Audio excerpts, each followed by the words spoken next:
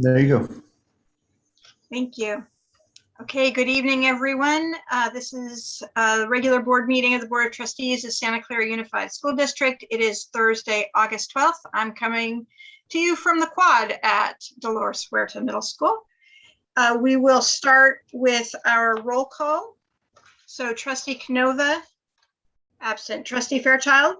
Here. Trustee Gonzalez? Absent. Trustee Lieberman? Here. Trustee Ratterman? Here. Trustee Ryan? Absent. And I am Trustee Muirhead, Board President Muirhead, and I am here. So we have 4 members here. So we have a quorum. And I see Trustee Ryan, are you here? Yes, here. All right. So we now have 5 members here. Terrific. So next will be our introduction of our translator.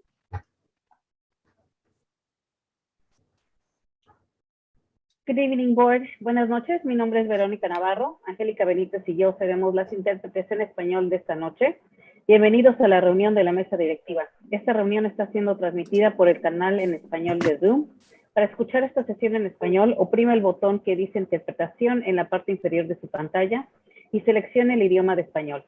En este menú también puede seleccionar la opción de silenciar el audio original en inglés. Thank you. Thank you very much. Okay, the next item on our agenda is the Pledge of Allegiance. Dr. Kim, would you mind? Yes, good evening, everybody. Welcome back. If you please stand and put your hand over your heart. I pledge allegiance to the flag of the United States of America and to the republic for which it stands, one nation under God, indivisible, with liberty and justice for all. Thank you very much. Okay, because we have a new mission and vision statement, Dr. Kemp and I thought it would be great to read it for some time so we get more used to it. So I'll start with our mission statement. The mission of Santa Clara Unified School District is to provide equitable, engaging, and innovative educational experiences so that each student thrives in a global society. And our vision statement for the district is graduates of Santa Clara Unified School District are resilient, future-ready, lifelong learners who think critically, solve problems collaboratively, and are prepared to thrive in a global society. Okay, next item is our review and acceptance of agenda items. Do I have a motion to approve? Motion to approve, Ratterman. Second, Gonzalez. Thank you. Okay, and Trustee Fairchild, I see your hand is up. Yeah, I'd like to move G30, pull it from consent to action. Did you say G30? Yes, I believe that's, let me check again. Yeah, With G30 is consent, yes. the consultant agreement with Prospect Studios? Yes. Okay, we can pull that one. So that will become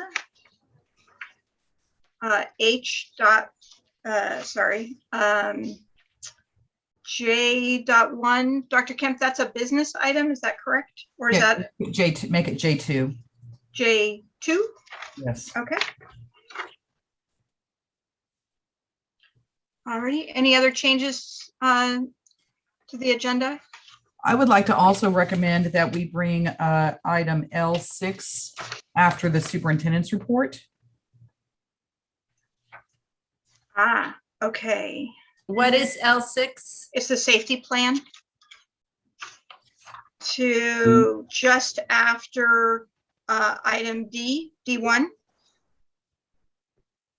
Okay, After D2, just after that section. yeah. Okay. Any other changes? So the maker of the motion, Trustee Ratterman, are you okay with those changes? Yes, I am. And Trustee Gonzalez? I'm good with that too. Okay, so we are approving the agenda we are pulling item G.30 to become J.2 And we are moving item L.6, which is our district safety plan update, to be after D.2. So we will do a roll call vote on this. Trustee Canova, Yes. trustee Fairchild, Yes. trustee Gonzalez, Yes. trustee Lieberman, Yes. trustee Ratterman, Yes. trustee Ryan, Yes. and I say yes. So that passes 7-0. Great. Okay, so we are about to go to closed session. So before closed session, I'll allow public comment on any of the closed session items. So if there's anyone from the public who's attending the webinar who would like to comment on our closed session, and if we could put up the slide about how to do public comment. Now would be the time to raise your hand if you are in the webinar and wish to have public comment on any closed session items. Okay, I do not see any hands raised. So we are going to go into closed session where we are going to discuss the following items. B.1, public employee discipline, dismissal, resignation, reassignment, release. B.2, conference with legal counsel on anticipated litigation for a special education placement and services. B.3, conference with legal counsel on anticipated litigation, also for special education services. B.4, challenging student records. B.5, conference with labor negotiators. And B.6, conference with legal counsel on pending litigation, Caserta versus Santa Clara Unified School District. So President we Muir? will, President Muir, I just wanted to ask when we anticipate resuming open session. We used to have times on it. We don't now, which is fine. I just was curious. well, I was going to guess 7:30, maybe a little bit earlier. Dr. Kemp, do you have a better idea? I think we could probably be back between 7 and 7:15. There you go. Thank you. Okay, so we are heading off to closed session. We will see you back when we are done. Thank you.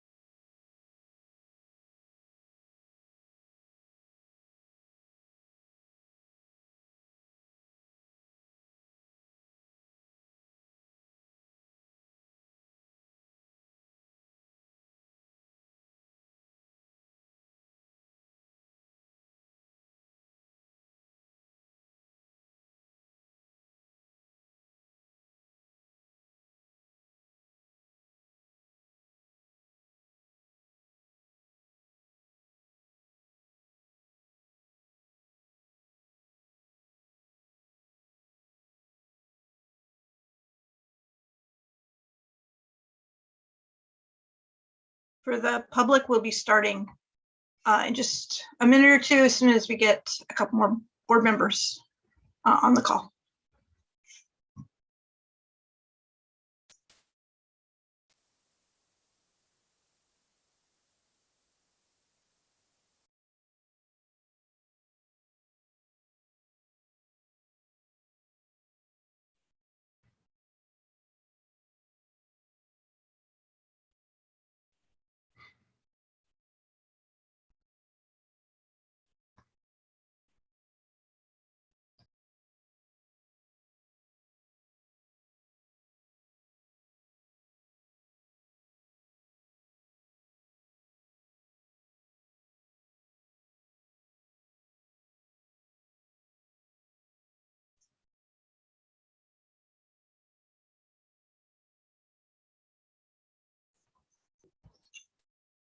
Okay, if I could have board members turn their camera.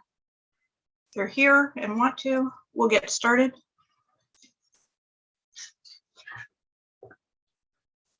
Is the recording ready? Can I continue? Yes, Dr. Muirhead. President. Cool. That was pretty exciting. Alrighty. Well, good evening, everyone. This is the August 12th, 2021 regular board meeting of the Board of Trustees of Santa Clara Unified School District. I am coming to you from the quad of Dolores Huerta Middle School, which is very exciting. And we are back from closed session. So the first thing is we will introduce our translator, if you please. Good evening, board. Buenas tardes, mi nombre es Angélica Benítez, mi compañera Verónica Navarro y yo vamos a ser las intérpretes en español de esta noche. Bienvenidos a la reunión de la mesa directiva. Esta reunión está siendo transmitida en el canal en español de Zoom. Para escuchar esta sesión en español, oprime el botón que dice interpretación en su pantalla y seleccione el idioma de español. En este menú también puede seleccionar la opción de silenciar el audio original en inglés. Thank you. Thank you very much. Our report from closed session, we, for item number 1, we had no update. For item number 2, the board heard information regarding a settlement agreement for student 081221K2 with a motion by trustee Fairchild and a second by trustee Ratterman. The board voted unanimously to approve the settlement agreement. Item number 3, the board heard information regarding a settlement agreement for student, I'm sorry, the first student was 081221L2 for number 2, and then for number 3, the board heard information regarding a settlement agreement for student 081221K2, and with a motion by trustee Fairchild, a second by trustee Ratterman, the board voted unanimously to approve the settlement agreement. For item number 5, the board received information and gave direction. And for item number 6, the board received information. Okay, next item is item D, a report from the superintendent. So I turn it over to Dr. Kemp. You didn't, I'm sorry, you didn't read out item number 4. I did not read out item number 4. Okay, let me pull that up when I had not written. Okay, sorry, item number 4. The board heard and took action in closed session on a parent request to change a student grade pursuant to Education Code section 49066. The decision of whether to change the grade or not is not subject to public disclosure. Thank Okay, you. now we move on to the superintendent's report.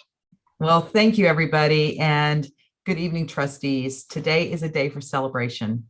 All throughout Santa Clara Unified, today we welcome back more than 2,000 staff members and 13,273 students. We had an enrollment a little higher than that. Our enrollment currently sits at 13,825. We have another 200 students pending as they finish up their paperwork to return to our schools. These numbers are a little lower than our projected enrollment of 14,000, approximately 14,600. About 91% of our students showed up today.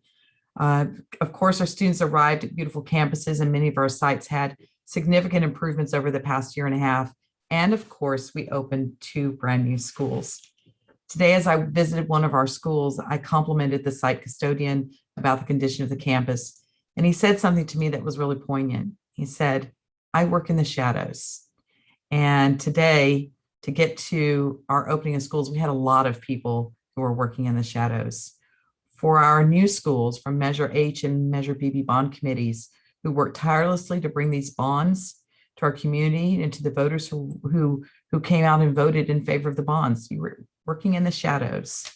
Our operations division, bond, facilities, maintenance, construction crews, purchasing, accounting, payroll, risk management, safety, warehouse, IT, transportation, food services, grounds, and our new lead nurse, Karen, I can't say your last name. I know I'm going to butcher it, Kimichek, for jumping in and taking the role, leading us through the implementation of the health and safety protocols, all of you working in the shadows.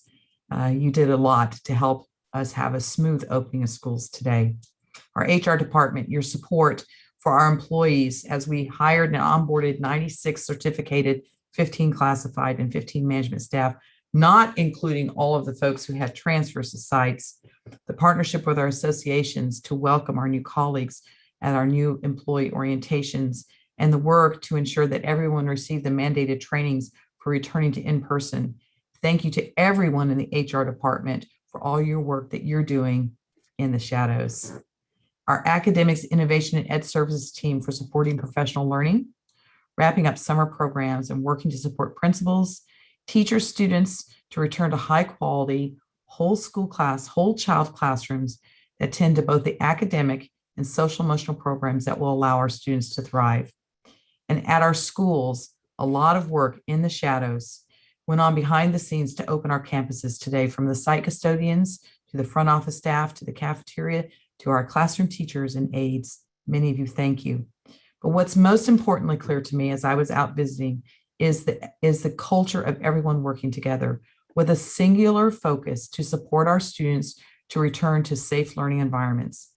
As I visited schools, I had the opportunity to observe how deliberate our teachers were to re-engaging our students on this first day of instruction, whether it was reading the book, The First Day Jitters, or facilitating a community building activity, or by offering students choice as the teacher reviewed the classroom expectations. The approach for how we engage with our students, lowering their affective filters, and embracing our students to a welcoming learning community was evident throughout the district. So thank you to everyone, whether you're working in the shadows or not. Great job today. At tonight's meeting, you will hear from our CBO, whose department oversees the district's COVID-19 safety plan. As I'm sure you've heard, the state has made many updates to the safety requirements for schools, some as recent as this week. And we have some exciting news to share in our local implementation of the measures to ensure that our students and staff remain safe. Tonight, I'd like to also share the generous donations from our consent agenda tonight. The Washington Open Parent Faculty Group with a donation of over $42,000 to Washington Open Elementary. The Laurelwood PTA for their donations of $8,000 to Laurelwood Elementary School for art programs. The Special Olympics of Northern California for their donation of $3,000 to our Special Education Department to implement our Special Olympics program. The Benevity Community Impact Fund for their donation of $2,900 to Washington Open for enrichment activities. And each year, as our school year starts, we have our annual staff meeting, convocation, which includes a spirited roll call as we reconnect with each other. We celebrate the school and department with the most spirited launch by going out and bringing them the lunch. Well, this year was a little bit different because of the capacity limitations. So we had folks submit videos. And so this year's winners of the most spirited roll call goes out to the Hughes Hammerheads and the SCUSD Transportation Department. If you get a chance to watch the videos, it's exciting. But this year we added a twist because with Flipgrid, you can actually vote. And so we had staff members vote on their favorite video. And the People's Choice Award this year goes to Wilcox High School for the recipient of the People's Choice Award for the most spirited. Congratulations to those school sites. I feel really good about the launch of this school year, and I'm going to finish my report by saying welcome back.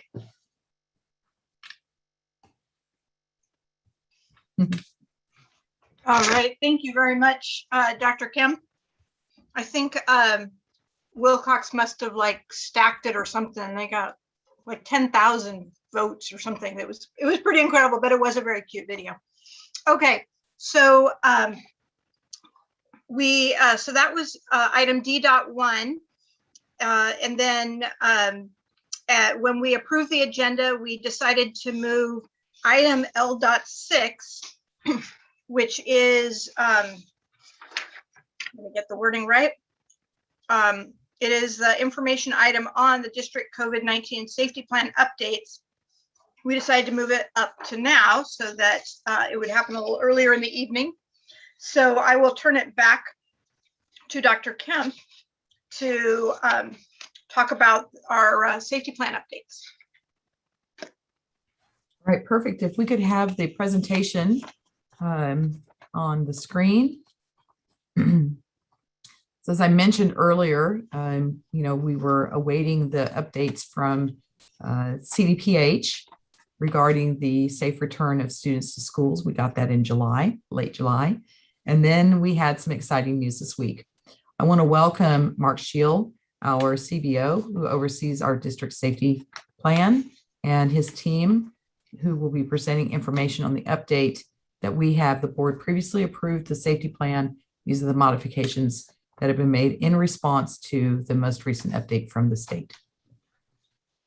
Good evening, trustees and community. I'm excited to be able to share with you updates in regards to the district's COVID-19 health and safety plan for the 21-22 school year. Joe, while I am speaking, can you move over Sam and Karen in the event that they need to speak in the future as we move through the presentation?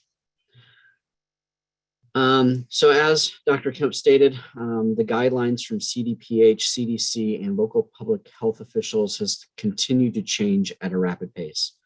We actually introduced a revised version of our plan last Friday on August 6th. Since then, several pieces of our safety plan were updated over the weekend.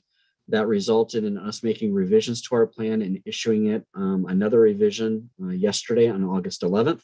And since then, we have received additional new information that will result in changes to the plan that will be talked about this evening and will result in a formal revision to the plan tomorrow. And I will talk about those also. So below is a summary of those items that have not changed from the 2020-21 school year. So masks are still required indoors for all staff and all students. Those with a specific medical reason can receive an exemption from the mask wearing requirements. And they still notify their site administration and regarding those changes, and they will be permitted to use a face shield with a drop cloth as an alternative. One slight change to the process this year is now CDC and CDPH are requiring a doctor's note in order to document that medical reason in order to get that exemption. Self-screening of all of our students and all of our staff is still required. That means if you wake up and you have the symptoms of COVID or if you are sick, please stay home. Please do not come to work. Please do not come to school that day. This is for the safety of all of our community. Staff, volunteers, and visitors will continue to use the Facilitron daily check-in system. This will assist us with understanding who is on our campuses, and should we need to initiate contact tracing, this will give us the necessary information that is needed. School buses are now treated as an extension to the classroom. As a result, masks or other approved face coverings will need to be worn while out riding the bus. Ventilation will still be maximized while on the bus, and cleaning will occur daily. One slight change is there is no more social distancing on the bus. MERV 13 air filters are continued to be used throughout our HVAC systems throughout the district, and they will continue to be changed in accordance with manufacturer recommendations. This is one change that will be added to the safety plan. This is a process that's already been in place for 18 months, but for whatever reason, we never specifically mentioned MERV 13 air filters in our safety plan. And so we'll be adding this to the safety plan that will be released tomorrow. Desk shields are still available for staff and student use upon request. There is a supply on every school campus as well as our administrative offices as well. Sanitation stations are still in place throughout each campus, and hand sanitizer and other PPE related items are available for staff and student use throughout all campuses and throughout all buildings. And cleaning of each campus will occur throughout the day with a thorough cleaning occurring each day. Below is a summary of key changes for this year. Outside masks for staff and students are optional, but they are highly encouraged. This does provide an opportunity for those individuals who feel comfortable not having a mask on to be able to take that mask off while outside. Essential volunteers, as determined by site administration, are permitted on school campuses.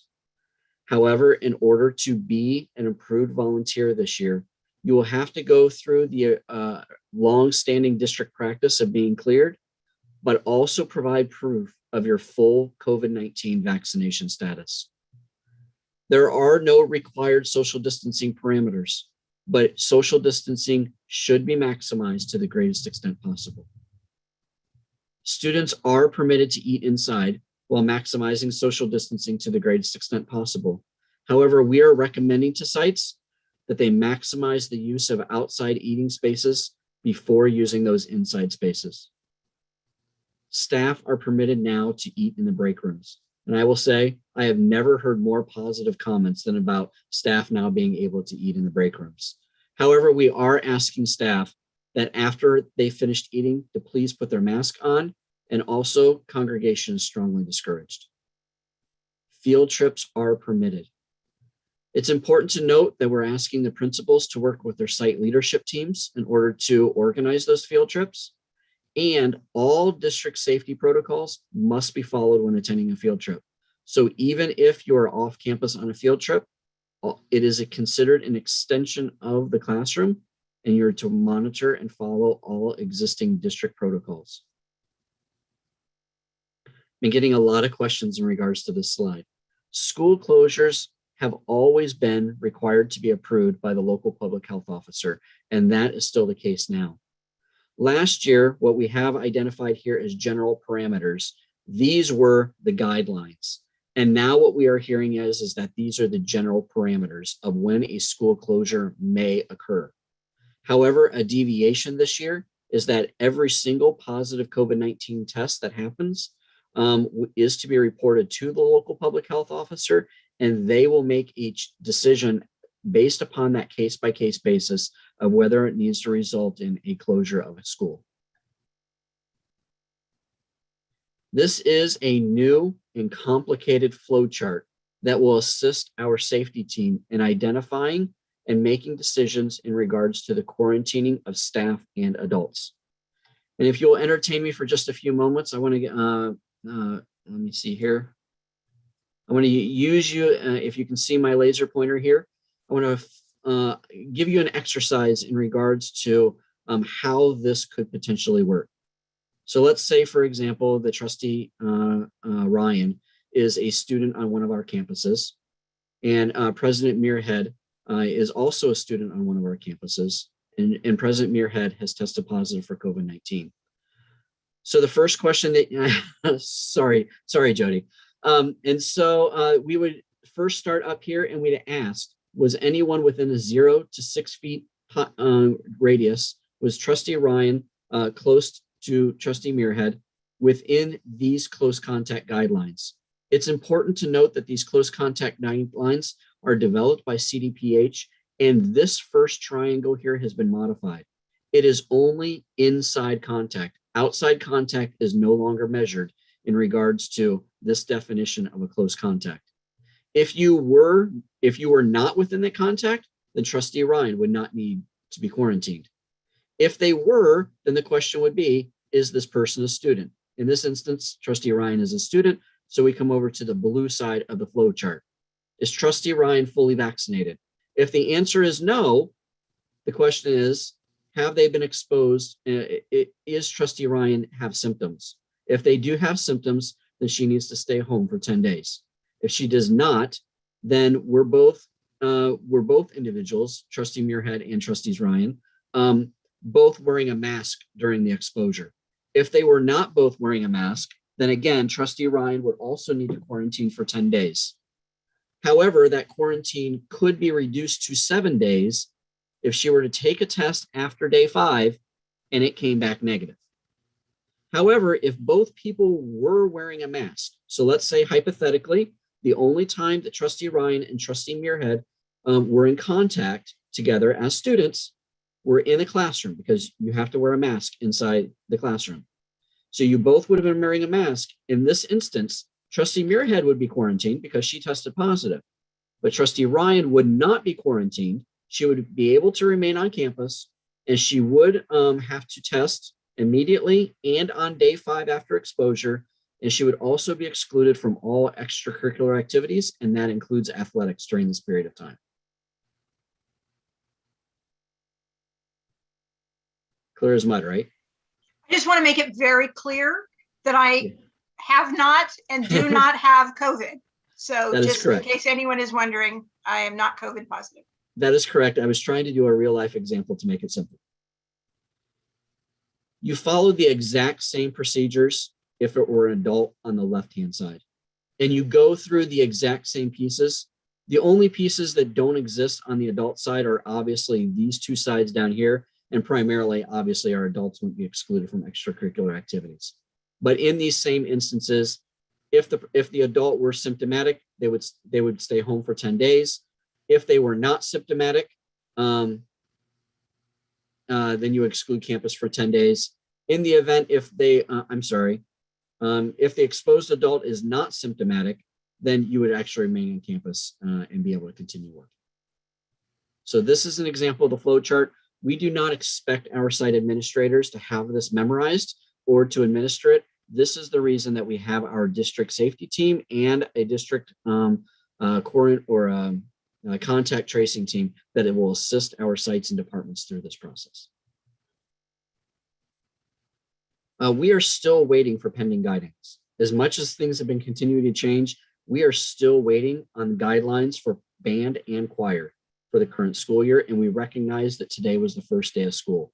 This is the one of the first things that Sam does every morning, is to look to see if there's band and choir guidelines, and she usually calls me and says, no, not today. We are still waiting for protocols from the athletic department regarding athletics. This is protocols not only from CDPH, from local public health, but also from CIF. And again, I shared this flow chart, and this is specifically in quarantining for on a case-by-case basis for student contact. I also shared what the guidelines are for closing down a school. We are still waiting for final guidelines on if there's going to be specific quarantining guidelines for individual classes as opposed to a full-on school. We're still waiting to hear about that from the local county public health. Next is something that's really exciting, and I'm happy to be able to share. On Wednesday of this week, Governor Newsom announced a new mandate requiring all school district staff to verify their vaccination status. And in that mandate, unvaccinated staff would need to submit to weekly COVID-19 testing. I'm happy to report that we did an attestation earlier this year. We asked staff to verify and tell us whether or not they're fully vaccinated. And as of the results of that, 94% of our staff have attested to the fact that they are fully vaccinated. However, in light of Governor Newsom's recent mandate, we are going to go through this process again. And this time we will be asking staff to provide evidence of their vaccination status.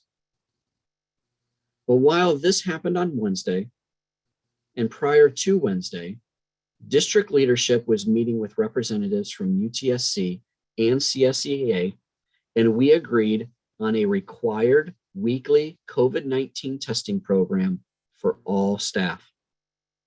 This COVID-19 testing program will be required of all staff, regardless of their vaccination status. It's important to note that this is in excess and in addition to the governor's mandate. This same testing program that will be available to our staff will also be available for all of our students on a weekly basis. The one difference is that parents and guardians will need to opt in their children in order to participate in the program. Santa Clara Unified has partnered with a company called Concentric to provide pooled testing and rapid antigen testing when necessary. This program is supported by the California Department of Public Health. It has already been in place throughout the United States. However, we are one of the first school districts in California to adopt this program. The foundation of this program is a pooled testing program of every student in every week. Concentric, if they were here this evening, they would tell you, if you can pick your nose, you can do the test. What you will do is they will have a tube for each classroom or for each pool that is in place. And you'll see a video of how this works shortly. You will, everybody will get their own individual swab. You can put as many as 25 swabs in one test tube. That entire test pool will be tested to determine whether or not there is any evidence of COVID-19 in that test tube. We will get the results back within 24 hours. This entire process here is anonymous. There is no identifiers whatsoever on any of those individual cotton swabs. What we do know is the room or the location where the test was obtained. This is a little example of what this looks like. You can see the test tube over here, as well as these individual swabs. You have to have at least 5 in the test tube and no more than 25. And so some of our places where we might have more than 25 people in a room, we would have 2 test tubes for that individual room. And we would make sure that there's at least 5 in one and then the remaining number in the other 2. If the result were to come back positive and for whatever reason, we find out that in one that we have the evidence of COVID-19, immediately upon getting those results, we will be initiating rapid antigen testing of everybody that was in that pool. We will get those results back in 15 minutes and then immediately initiate our COVID-19 testing protocols, as well as our rapid or as well as our contact tracing as well, and then make the appropriate determinations, notifications, and report it to local county public health. Here's a video in regards to how this testing works.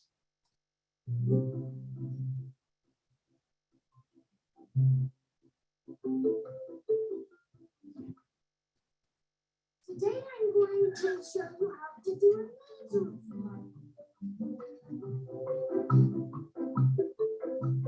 Step 1. Hand sanitize your hands.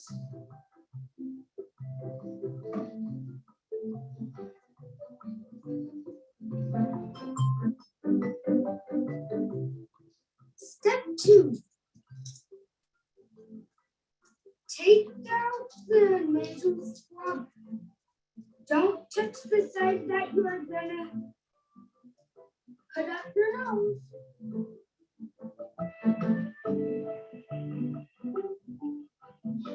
Step 3. Take the swab and put it in your nose and spin it around 4 times. Then do the same thing with the other nostril.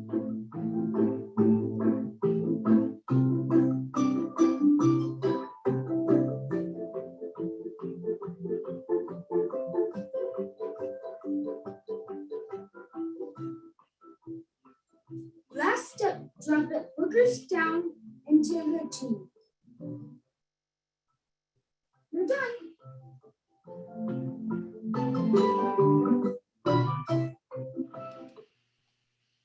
We're definitely going to have a new phrase, boogers down.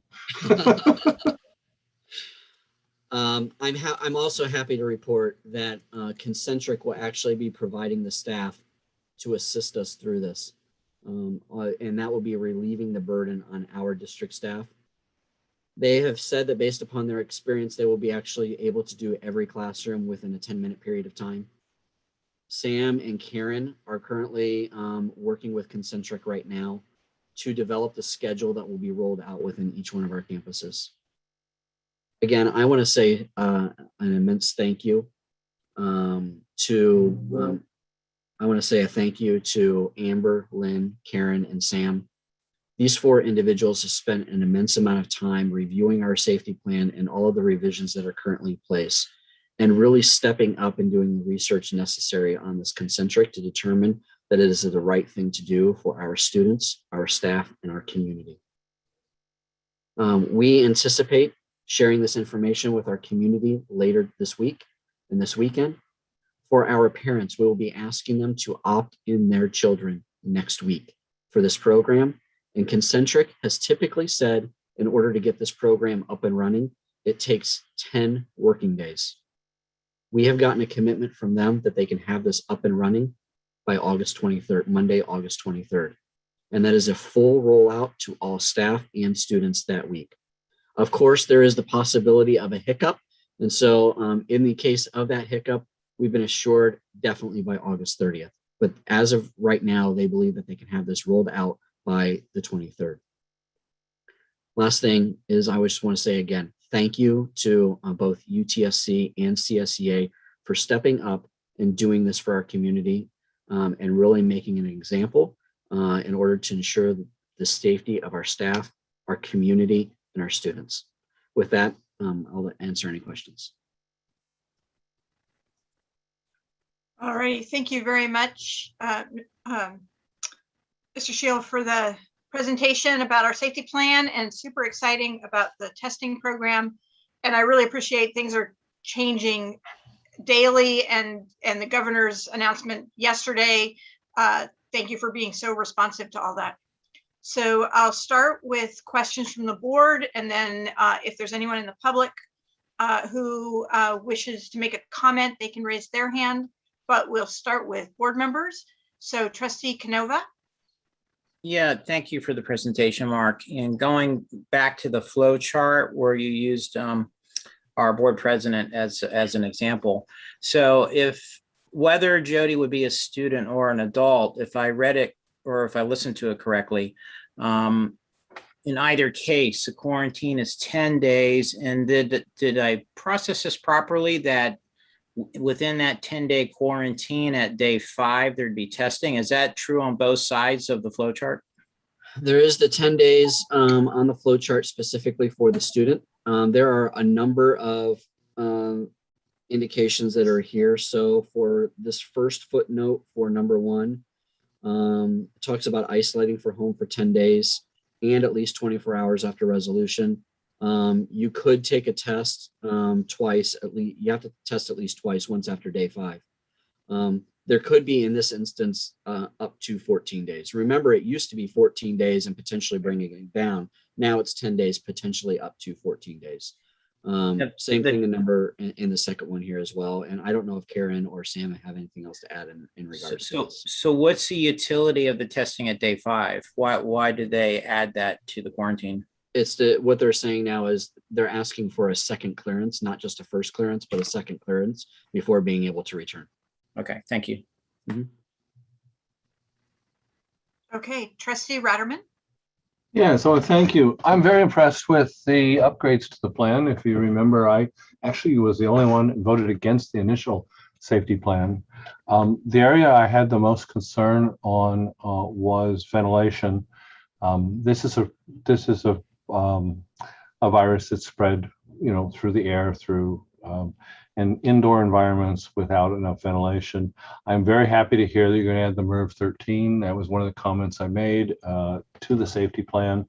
The one area I still have some concern there has to do with the fact that if we have the MERV 13 filters, but we don't run the AC unit or we don't run the heating unit, whichever is appropriate, then the filters don't do any good unless there's some airflow. The other things that I wanted us to take a look at, the Delta variant is showing that the old 15 minutes, 6 foot close proximity may no longer be the best or the most appropriate exposure standard to trigger some of this stuff. I am ecstatic over the testing. I think the job you guys did on the testing was fantastic. Being able to come back with a rapid test so that you know the answer in minutes. And the pool testing was something we talked about earlier and didn't get any traction previously. So I'm very, very happy with that. I would like to see us do something about outdoor masking. Some of the parents are very concerned about outdoor masks. And so one suggestion might be to have a segregated area where the parents that want their kids to stay in masks all have one area, and the kids that their parents aren't worried about it get to go in another. Either that or just consider making masking outdoors mandatory. That's it. I think I'm out of time. So thank you. If I can respond, Trustee Rotterman, is that I believe that we actually do have our HVAC systems running, even if in fan mode. I believe that we have them running at all times, but I will verify that with our maintenance and operations team in the morning. And if the site were interested in being able to have some type of a masked and unmasked area outside on the campus, that is something that the site administration could certainly implement on their campus if that is something that local community would like to have in place. So there's nothing in the safety plan to actually prevent that from occurring. I've gotten an enormous number of emails relative to safety plan, and that is a theme that is very important to quite a few parents. And so if there's a way we can accommodate them, I think that's a really good idea. So thank you. Okay. Thank you. Trustee Fairchild. Thanks, President Muirhead. Welcome, Sam and Karen. Sorry, Karen and I have a long history, and it's thrilling to have her as our lead nurse.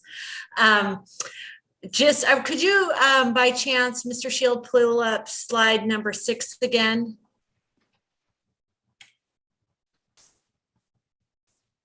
So I want to talk while you're doing that. One of the things that I know has been, and I get things are changing, an area of frustration for staff and parents. I was at a parent information meeting where they've just wanted more information sooner.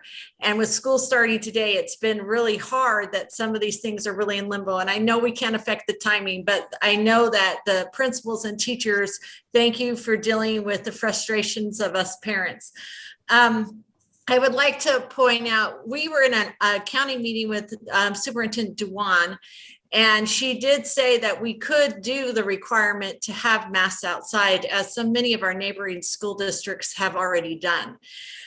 What's interesting is when I talked to my daughter, when she came home, she said that all the kids masked outside. She did not see a child. And while I realize we keep going back and forth, I think going from where we were in June to coming back in August and saying, oh, you don't have to mask anymore outside, that's kind of like whiplash for the parents. And so as we adjust, it was just interesting that the kids were all masking outside. I would like to also know what the definition of essential volunteer, because we've been using essential workers, and that means something, but essential volunteer. And then I have, stop my time because I have 13 seconds. Essential is as determined by that site principal or the site leadership team. So they get to choose whether or not volunteers are essential to the program that is happening on that campus. So it is not a district decision making that. It is being made by that site leadership team in order to determine what is essential on that campus and specifically for the programs that are in place. I will say many of the principals that I have talked to will probably have principals on their campus at some point. I think some of them are probably going a little slow right now in order to ensure that, you know, we've got things ready for our first day of school for our site, our students and teachers and staff. So the last part is about windows, and this was something that was brought up to me by teachers and parents. I know that we are still encouraging staff to open windows for better ventilation. Absolutely. Right? Okay. Absolutely. We have not changed that at all. Okay. So, but the question is, can masks be mandatory? You know, the board can make any decision that they would like to give, you know, if they'd like to give us direction to make mask mandatory for students outside, we're happily entertain that and implement that. I would say that, we need to watch, watch the virus, see how the Delta variant, shows up in our community, and maybe at a later date, we change that to something that's, more lenient. Again, we're here to present this to the board and to get your direction on whether or not you want to add anything to this, make it a requirement, then we can certainly implement the will of the board. Thank you. And if I can make a suggestion here too, is also if you're going to do this for students, again, everything Dr. Kemp just said, remember that for some of our staff that are working outside, it can be difficult for them in certain conditions to wear those masks. I think about our grounds crew, many of our maintenance and operations employees, they might like to have that flexibility based upon the work that they are doing in order to be able to take their mask off in order to help them through that process while they're working outside. And if I may add, there are going to be some students too who just need that break from a mask. And it would be nice if they have the distance, the safe distance around them, that they're given that opportunity to have a break. To wear a mask for the full 6 hours that they're in schools can be challenging. First day of school, yes, everybody is energized, but days to come, it can be challenging.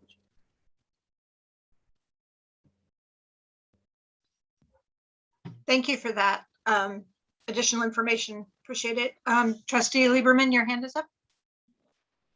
Thank you, President Muirhead. Mr. Scheel, on the slide with the testing flow chart, I believe that it said that, oh, perfect.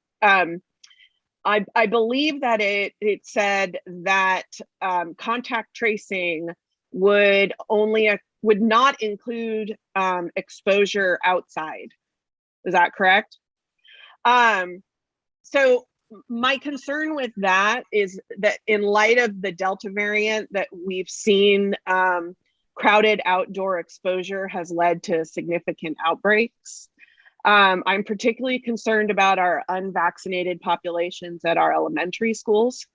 And with masks being optional, I'm concerned that we are not going to test those kids that perhaps were on a crowded jungle gym with a child that's tested positive, unmasked outside.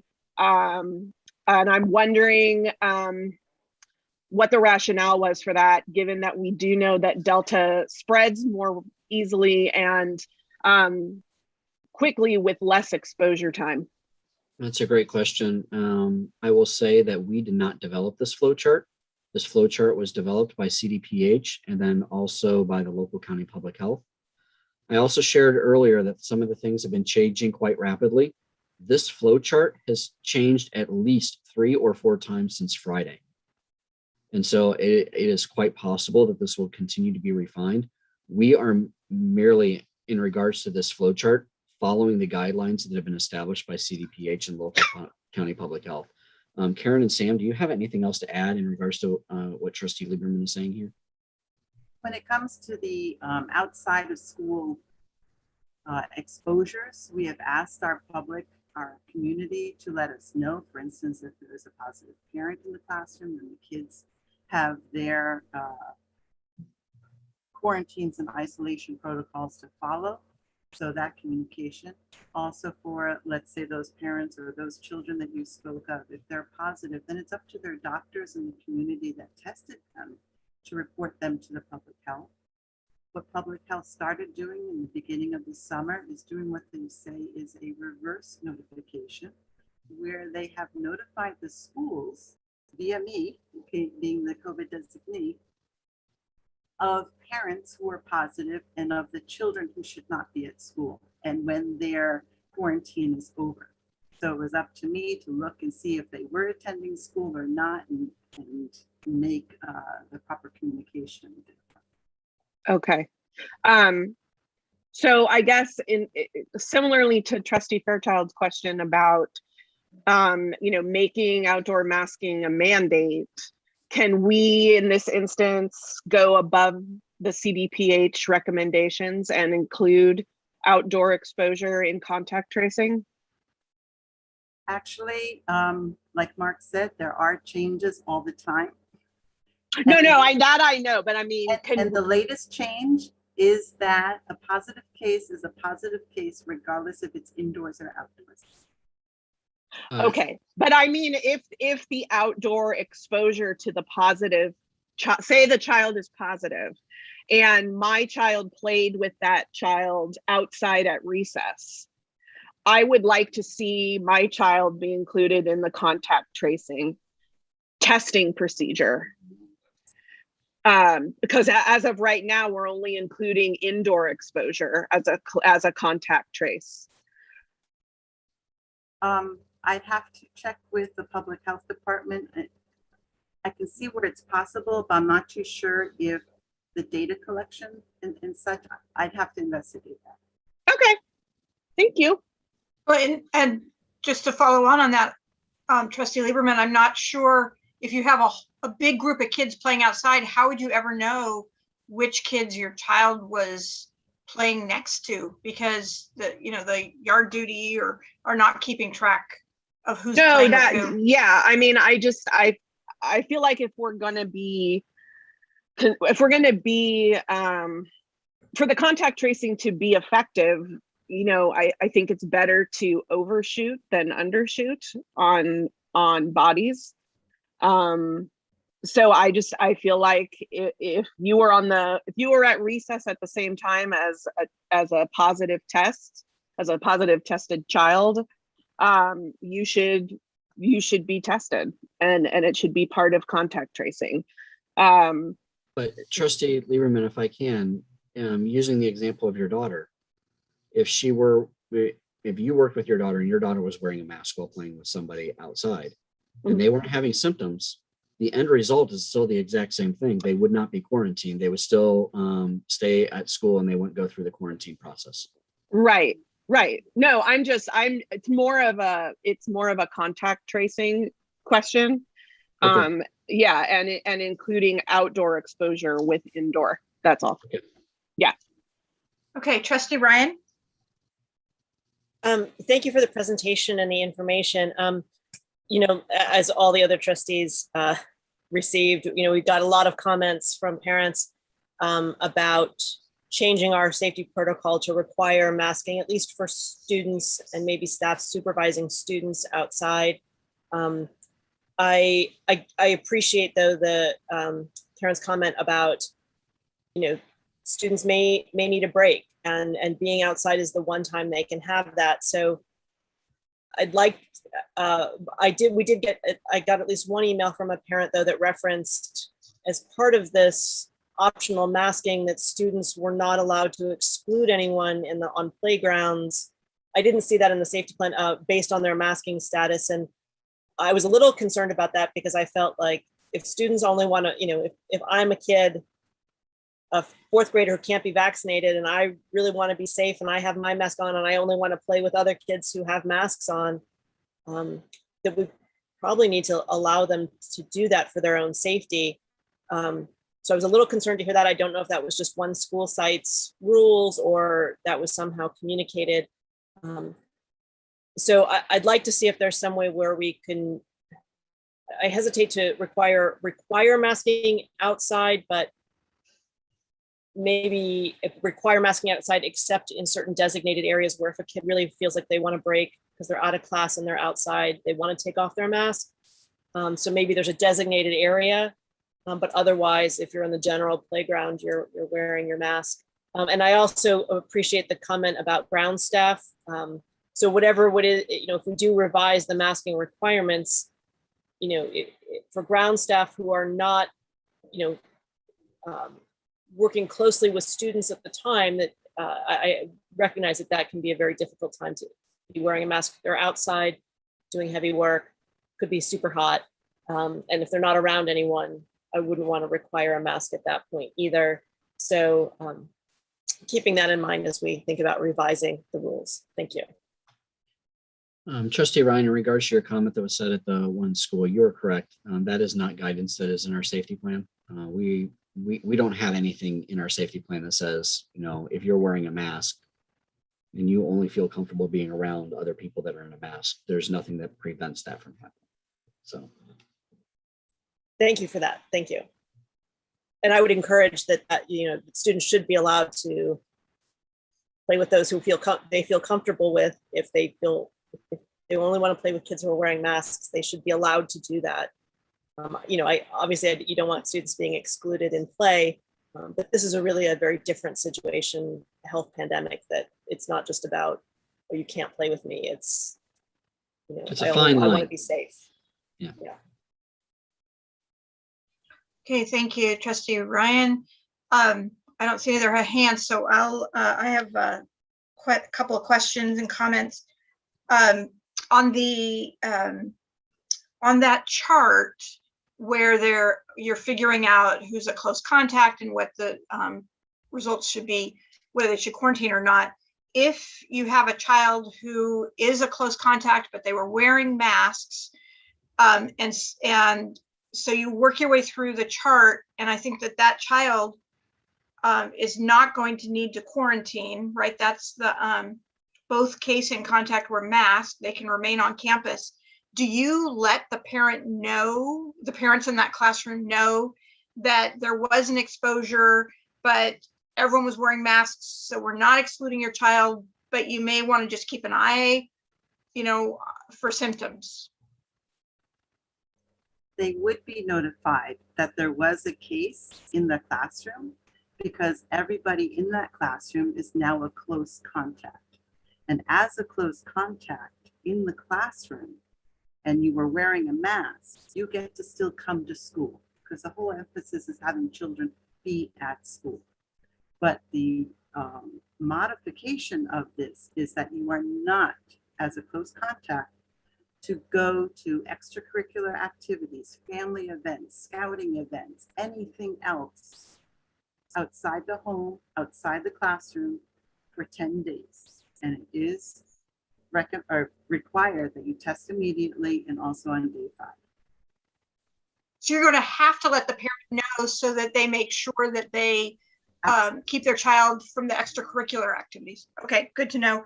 The outdoor masks, I think, is a really interesting question, and I worry about mandating it for all because I am hearing about instances where they wouldn't necessarily need to wear a mask. So I'm thinking more in terms of like on play structures where there isn't 6-foot distance between students. So if you have one child where, you know, a teacher has taken out that, you know, a paraeducator has taken that one child out and the only one child is on the playground, then I don't think it's necessary. But if you have a whole class or the whole grade level going out to the playground, now you have lots of kids on the playground.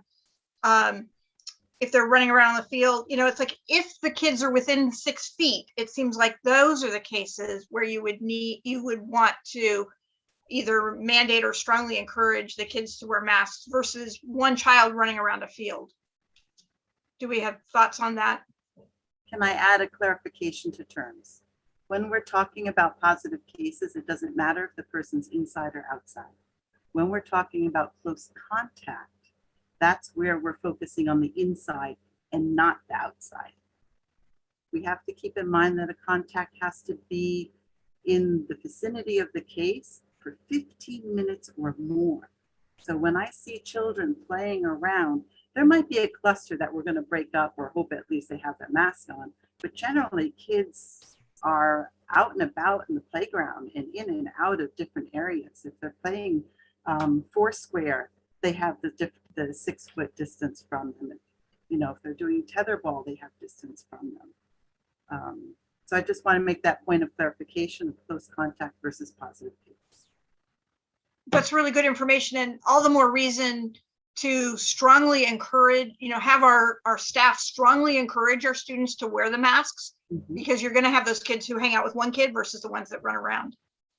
Okay, and then my final question, I think might be more for Dr. Kemp, and that is, we're talking about quarantining these kids for 10 days. What happens to that child's educational program during those 10 days? So this is much like a student that is homesick. So they'll get their assignments from the teacher. You know, we are encouraging our teachers to continue to use Google Classroom. They can send assignments home to the students.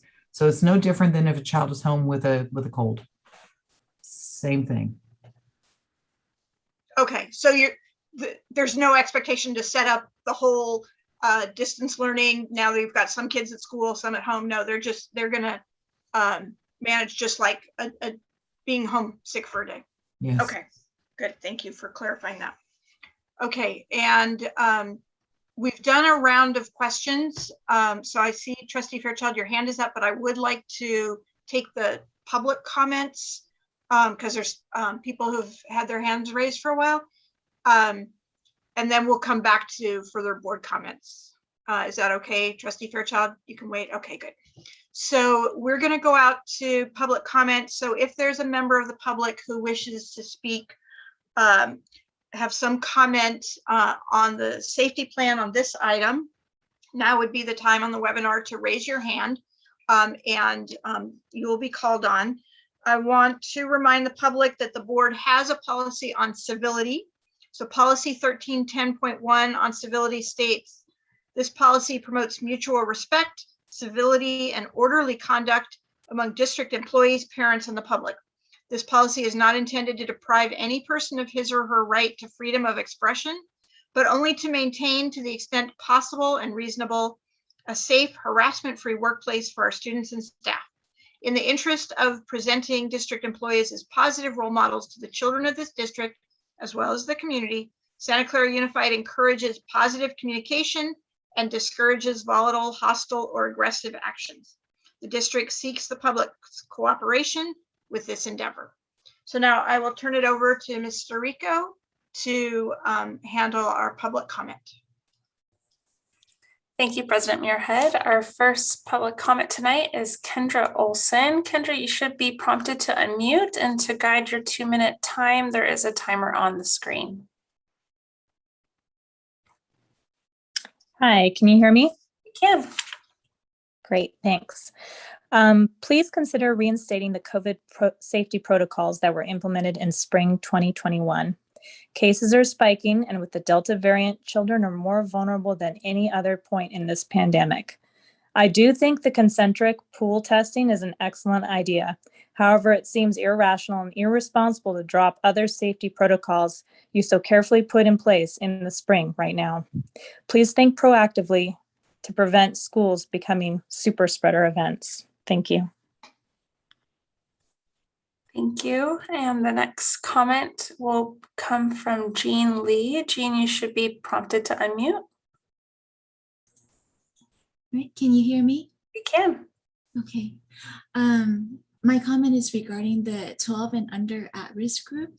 I'm sorry if my voice is a little cracky. I was a little bit in tears earlier because I had just gotten an email from my teacher that because I had asked her if she was vaccinated, because my child's going to be in her class for a long time. And I tried to call the district to find out what percentage of staff is vaccinated, but I couldn't get an answer.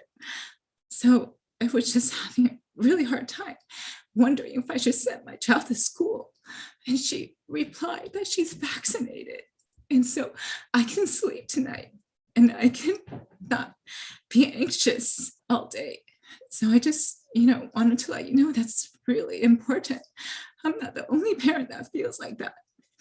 I just saw some of the new safety plans that you have in place. I just want to thank you so much. I think testing is really important. This is, the Delta is really contagious. It's more contagious than the original. So I had wanted to ask if we could have that additional layer of regular testing. I'm so glad you guys are doing that. Thank you so much. For masking outdoors, I know it's hard for kids, but I would like to urge that if the adults, if they're gonna get near kids, then just please put on their mask. Maybe the adults can just have a mask hanging around their neck. And if there's kids close by, just put it on. And I think that would be a big help because CDC's done research on school outbreaks. And it's mostly the index patient is always the adult. And for the kids under 12, masking is not going to be 100% for them. They're wearing cute masks. Sometimes it's falling off.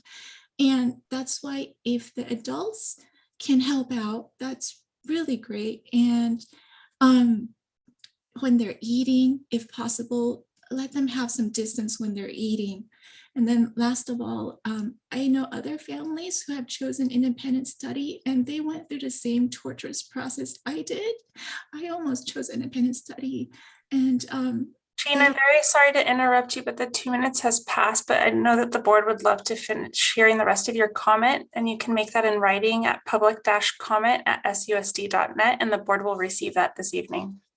Okay, thank you so much. Thank you for sharing your comment. Okay, our next speaker will be. One moment, Ms. Rico, before you go on to the next speaker. Dr. Kemp, I thought we knew the percentage of our staff who are vaccinated. Do you have that number offhand? Yeah, so last year when we did the screening of our staff, excuse me, we asked the question, and it was a self-attestation. We had 94% of our staff attest that they were vaccinated.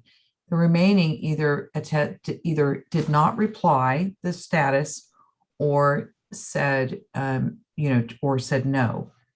And last spring, this was in place across all of the workplaces in Santa Clara County.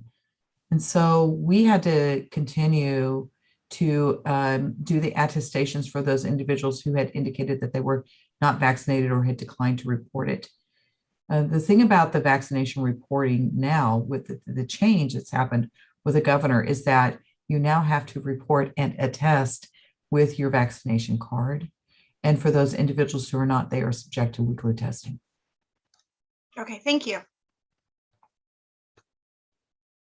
Okay, thank you. And our next commenter is named Nasim. Nasim, you should be prompted to unmute.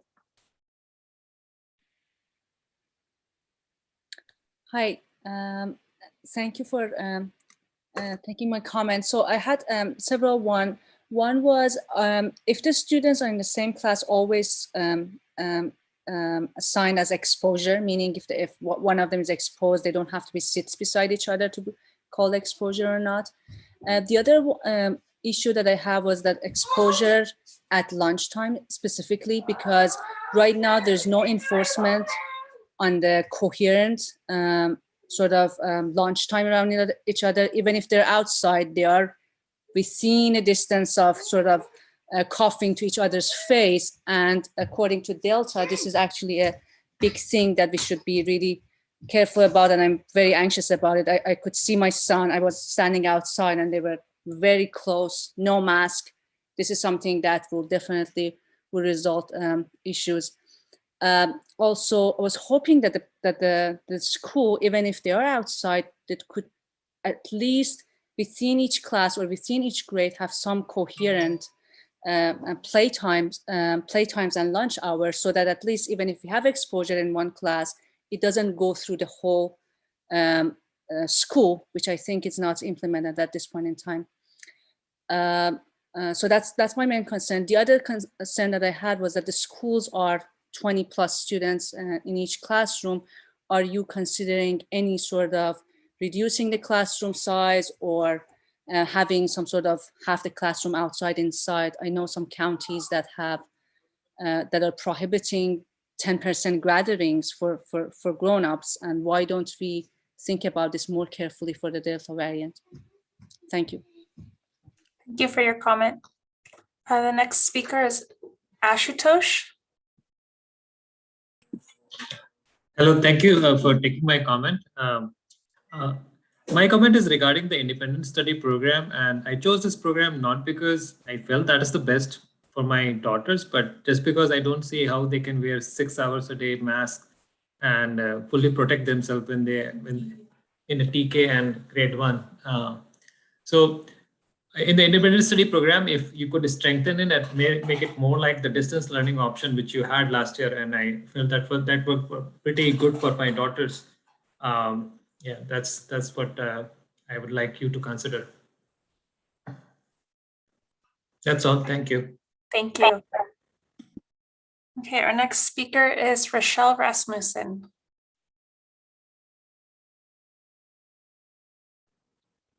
Hi, can you everybody hear me? Yes, we can. Okay. So I urge you guys to ensure that families who determine independent study or homeschooling is the only safe option do not lose their spot at their school. Similar to what you guys did last year, you held spots for people who were homeschooling. We are a family at Washington Open and have been for the past 5 years. It has become our home away from home. We would love nothing more than to return to normal with full-time in-person instruction. That, however, would force me to violate my most basic parental instinct to protect my children. It is evident that this fall is far more dangerous than last fall, and yet we are forced to attend in person or face repercussions. The number of children being infected with COVID is higher now than at any previous point throughout this pandemic. There's a larger percentage of children being hospitalized now than at any previous point throughout this pandemic. Most if not all of our children at the elementary school age are not yet eligible for the vaccine and thus are not protected like the vaccinated adults making decisions for them. There's no plan for children when wildfire smoke or rain forces them to remain indoors for the entirety of the school day, thereby requiring them to eat their meals inside close quarters with their 20 to 30 classmates all in masks, chewing, laughing, and chatting.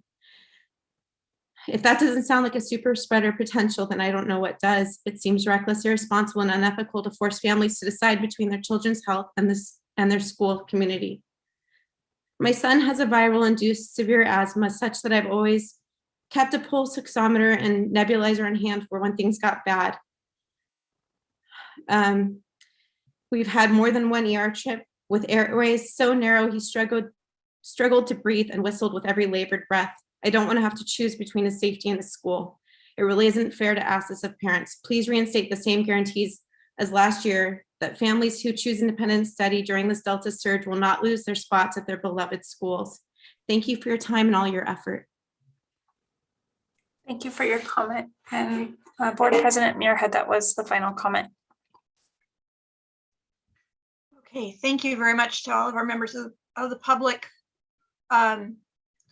who spoke tonight. It's very impactful for us to hear it, and we can hear the emotions in many of your voices. So we're going to go back to board member comments. So we maybe take one more, do one more round if anyone has anything to say, and before we move on. This is an information item. So we'll start with Trustee Fairchild. Thank you, President Muirhead. And I have to say that I love living in a community where the people coming to the board are saying, please keep our kids safe and please have them wear masks. We are very lucky as a board that that's the message we're getting tonight, not tomatoes because we're making them wear masks.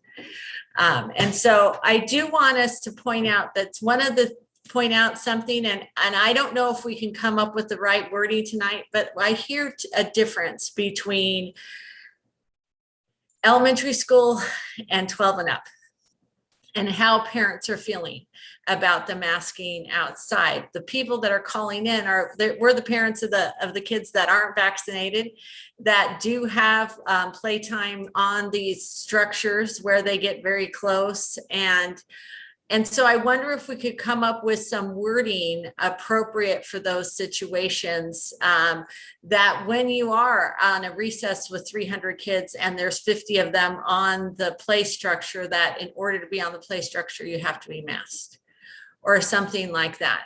And I want to leave that to the staff to come up with that wording, but I think the message has been very clear from our parents that those are the situations they want addressed. They don't want their kids to have to choose between making those choices at a very young age, leaving the play area because kids are running around unmasked. Now, as I said, at my daughter's school, she didn't see a single kid, first day, granted, not wearing a mask the whole day. So the other thing I thought was a good point that was brought up, and I've been contacted about this as well, is we did a moratorium on the choosing between your school and independent study or homeschool or all that. And we might need to revisit that. And so that's not appropriate for this agenda item, but it may be necessary to come back at a future agenda to talk about that.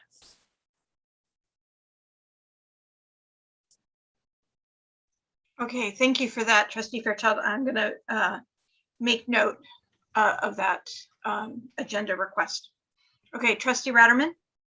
Yeah, so a couple of things. One, Dr. Kemp had suggested that part of the reason for this is for us to give input and direction to staff relative to safety. And so I would like at some point to know how you would like to see that come. Do you want us to make a motion to do something? Do you want us to give you advice so that you say, okay, fine, I hear what you're saying. Let's work on something and bring it back to you. What would the mechanism be? And two items that I would want to do some input on.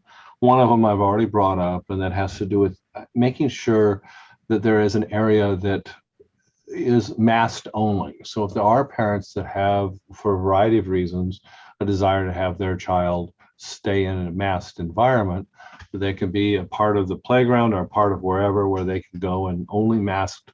You can only go in there if you're masked. You can still have an area that is optional, but I would like to see that. If we could figure out a way to do that, and I realize play structures are your biggest obstacle because who gets to use them? I do think one of the speakers that brought up the issue of, and I think it's part of the safety plan because it affects the way people think about it and what they choose to do. But the students that are in a school through open enrollment or an alternative school, or even their neighborhood school, knowing that they'll be able to go back there if they choose what they feel is the safer option, which for them might be the distance learning option. I think they ought to not be penalized for that. So I'd like to see if we can take a look at that. And so, Dr. Kemp, how do you want us to give that input? Stop my clock. I'd like to hear from the board, from all the board members, regarding the desire for us to give direction to our schools to establish protocols on the playground where students should be masked. What are those situations, and let our schools kind of define that. I agree that some of those play structures can get quite crowded. Whether they have a process at their school site where the students stay 6 feet away from each other outside, that can be a local decision where we give them direction. And I'm hearing from several trustees now that are saying we really would like it if they would wear a mask outside if they are closer than 6 feet from each other. And we can say that to our schools. We could also say we want all of our students who are 12 years old or younger, who are not yet eligible for the vaccine, to wear masks outside when they're at recess on the play structures where they're in close contact with other students. Okay, so what I'd like. Can I say? Yeah, I'm sorry. Because I don't want to create a bigger supervision issue for our schools that already exist. I mean, there are a lot of folks who are out there during recess supervision, during lunch supervision. So we might want to say that when you're in crowded situations where you cannot be 6 feet away from someone else, you must be wearing a mask. So I'd like to make a motion that we ask our superintendent to evaluate this and to come back to us with recommendations on outdoor masking based on the input that they've heard today from the board, so that we can, in other words, I don't want to suggest it. I'd like you to tell us what you think works the best, or a couple of things that would work, and have us say yes or no to them. I think waiting 2 weeks to make this call is not appropriate. I would rather get direction from the board tonight so we can implement it as early as tomorrow in our schools, because we don't know what's going to happen. To a time is of utter importance right now. Okay, well then I'll change it. I'll change the motion to, I'd like to make a motion that we require masking outdoors. All outdoors for all students? Yeah, and then if it gets a second, and if we go forward, if we want to amend that to something better, but right now that's the easiest solution I could come up with. Second, Lieberman. Andy, can you, I want to see, I want to pinpoint it. You said require masking outdoors. Is this only for 12 and under? Is this only on certain playground, on playgrounds, or? I was just going to make it in general. I think your suggestion of 12 and under might be a good compromise. I'd like to hear from, now that you've got a motion with a second, I'd like to hear what the rest of the trustees think. And I do highly expect that there will be an amendment to this motion. So Who is the second? Bonnie. Me. Okay. Thank you. Okay, so right now the motion from trustee Ratterman, seconded by trustee Lieberman, is just require masking outdoors. And then we can, people can ask for modifications. Is this for all students? Well, that's Right all now, I've got so far, I made it for all students. Okay. All right. but we can still modify it. We're not set on this. Okay. So we'll take discussion on this motion that we have. So trustee Gonzalez, do you have discussion on this motion?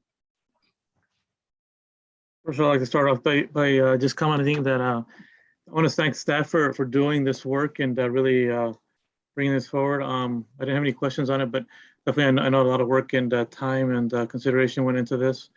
And as far as this motion, I think this is something that the community has asked for to be, to especially for the younger students who cannot, the vaccine is not available to them yet.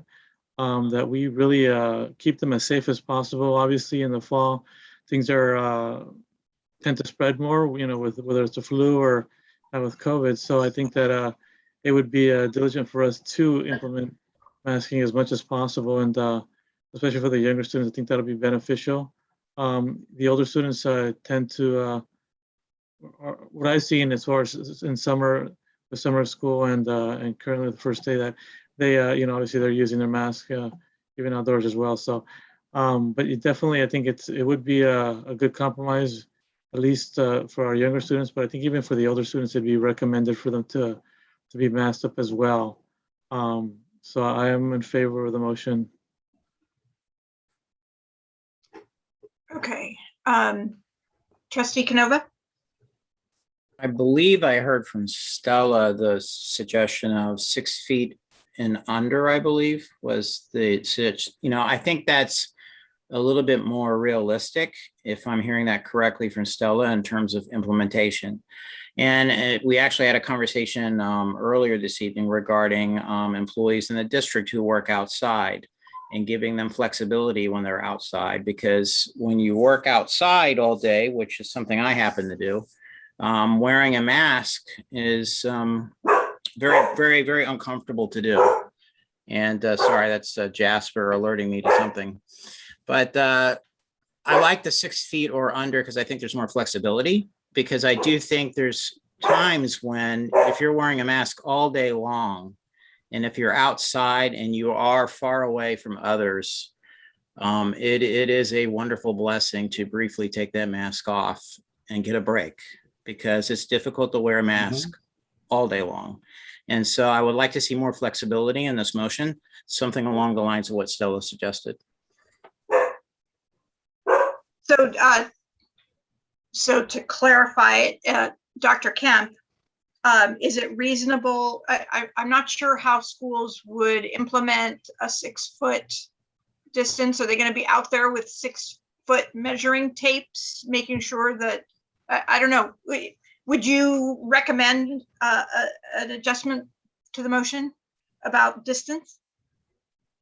I think that there are places on campus where students are spread out, and there are places on campus where students are in close proximity, that the site principal can make the judgment on if you're on this play structure, you have to wear a mask. But if you're playing Foursquare, you don't. But that becomes a supervision problem. So, I think perhaps You know, here's one suggestion. We could start with this, that all masking outdoors for all students. And we come back in November and we look to see what our COVID rates are. You know, it could be Delta's through here. We're on to what comes after Delta, Eta, Theta, Lambda. Lambda's come down. I think we need to play by, but there's a really good point about this, is that we have to put a protective shield around our students. And we do that by making sure that our adults who are interacting with our students are masked. So there are staff that work outside that are fully vaccinated, that are not around other people, who are not within 6 feet of others. They should put a mask on when they come close. We shouldn't ask the staff members who are mowing the lawns and doing our grounds work. It's not necessary. But if they're in contact with students within 6 feet, put a mask on. For our students, we don't know how Delta behaves with our unvaccinated students. I mean, you know, there's stuff in the media about this. So I'm okay. I think we could implement all masking outdoors for students unless they're more than 6 feet apart.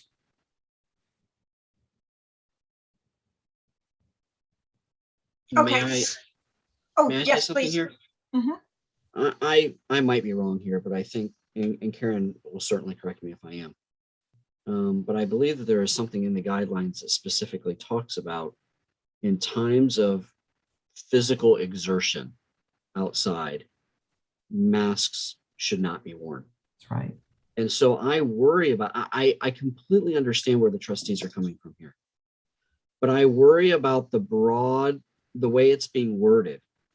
If we're doing some type of a physical PE activity, the way that it's being worded right now, all students would have to be masked.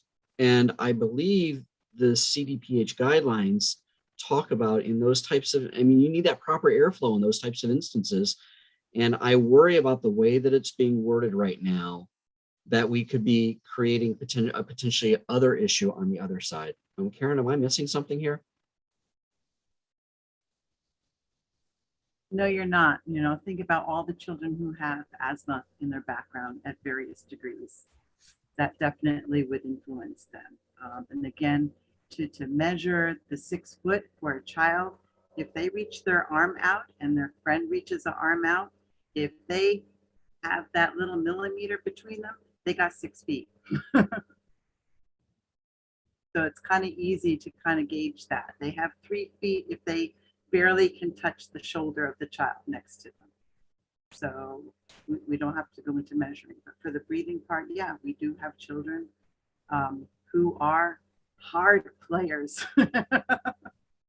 and the mask could be intrusive. And that probably affects PE classes also, wouldn't it, Karen? Right. Yeah.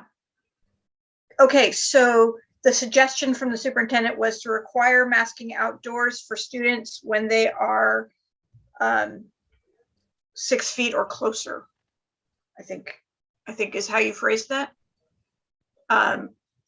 Is the maker of the motion, Trustee Ratterman, are you okay with that change so far? Well, what I think I would like to do, if it's okay with the president, we have 3 people who are patiently waiting to speak. When I made the motion, I said, let's listen to see what the rest of the board has to say. Yes, I'm conceptually amenable to that, but there may be some pearls of wisdom about to come out that I would love to hear. So Okay. If we could hold off, I would appreciate it. Okay, so we're looking for pearls of wisdom for Trustee Ratterman. So I'll start with Trustee Lieberman. Share with us your pearls. Well, now that's too much pressure.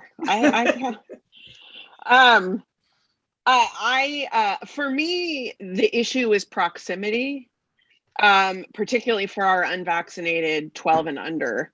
You know, they're the ones that are on play structures. You know, our middle schoolers and high schoolers they're not congregating at the top of the slide. You know what I mean? Like they're standing around, they're chatting, 1 or 2 or 3 or whatever.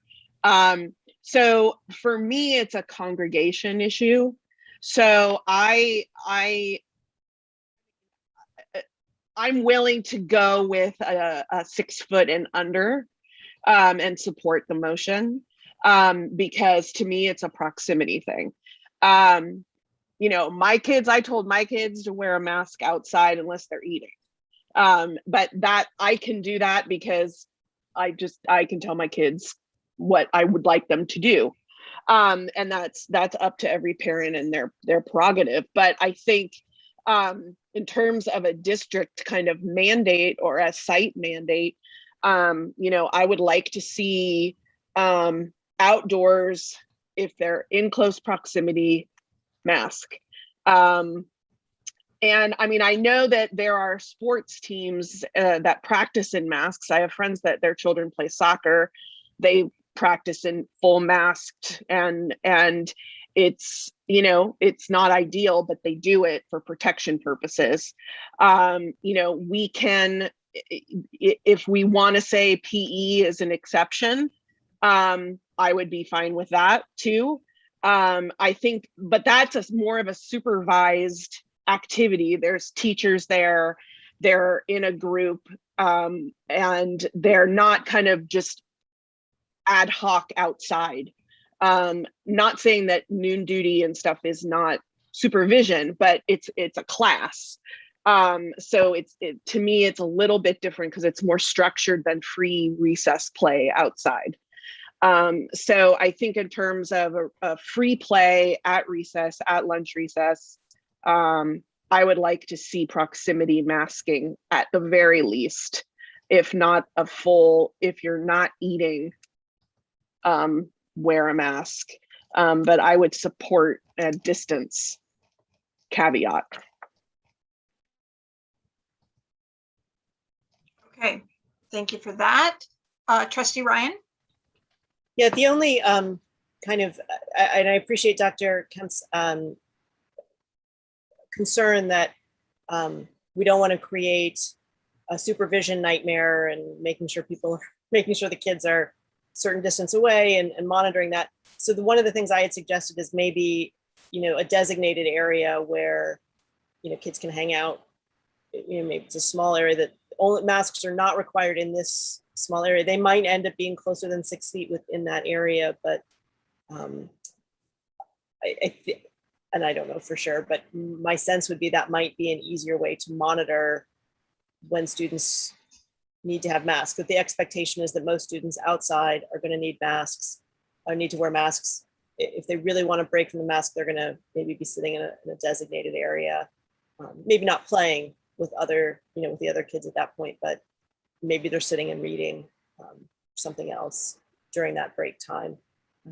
So that would just be my kind of modification to this, rather than the 6 feet rule, maybe finding a designated area where, you know, masking it would be optional, so that students can have a break. Thanks. Okay, thank you for that, Trustee Ryan. Next, Trustee Fairchild. Yeah, I really wanted this to be made, decision to be made by the principals, just because of how difficult it is even for us to come up with the wording right now. I also want to hear listen to what Ms. Kimichek said about the fact that there are these exceptions. And so while I see it's like, okay, let's have our default, we need to have our language be flexible enough that we can accommodate the kids with asthma, that we can accommodate those situations of extreme exercise. Sorry, I'm not coming up with the word, but so I just want to make sure that, like, say the default is masking outside during recess and lunch, and I would say it that way instead of PE. I would not include PE. I wouldn't do blanket. Okay.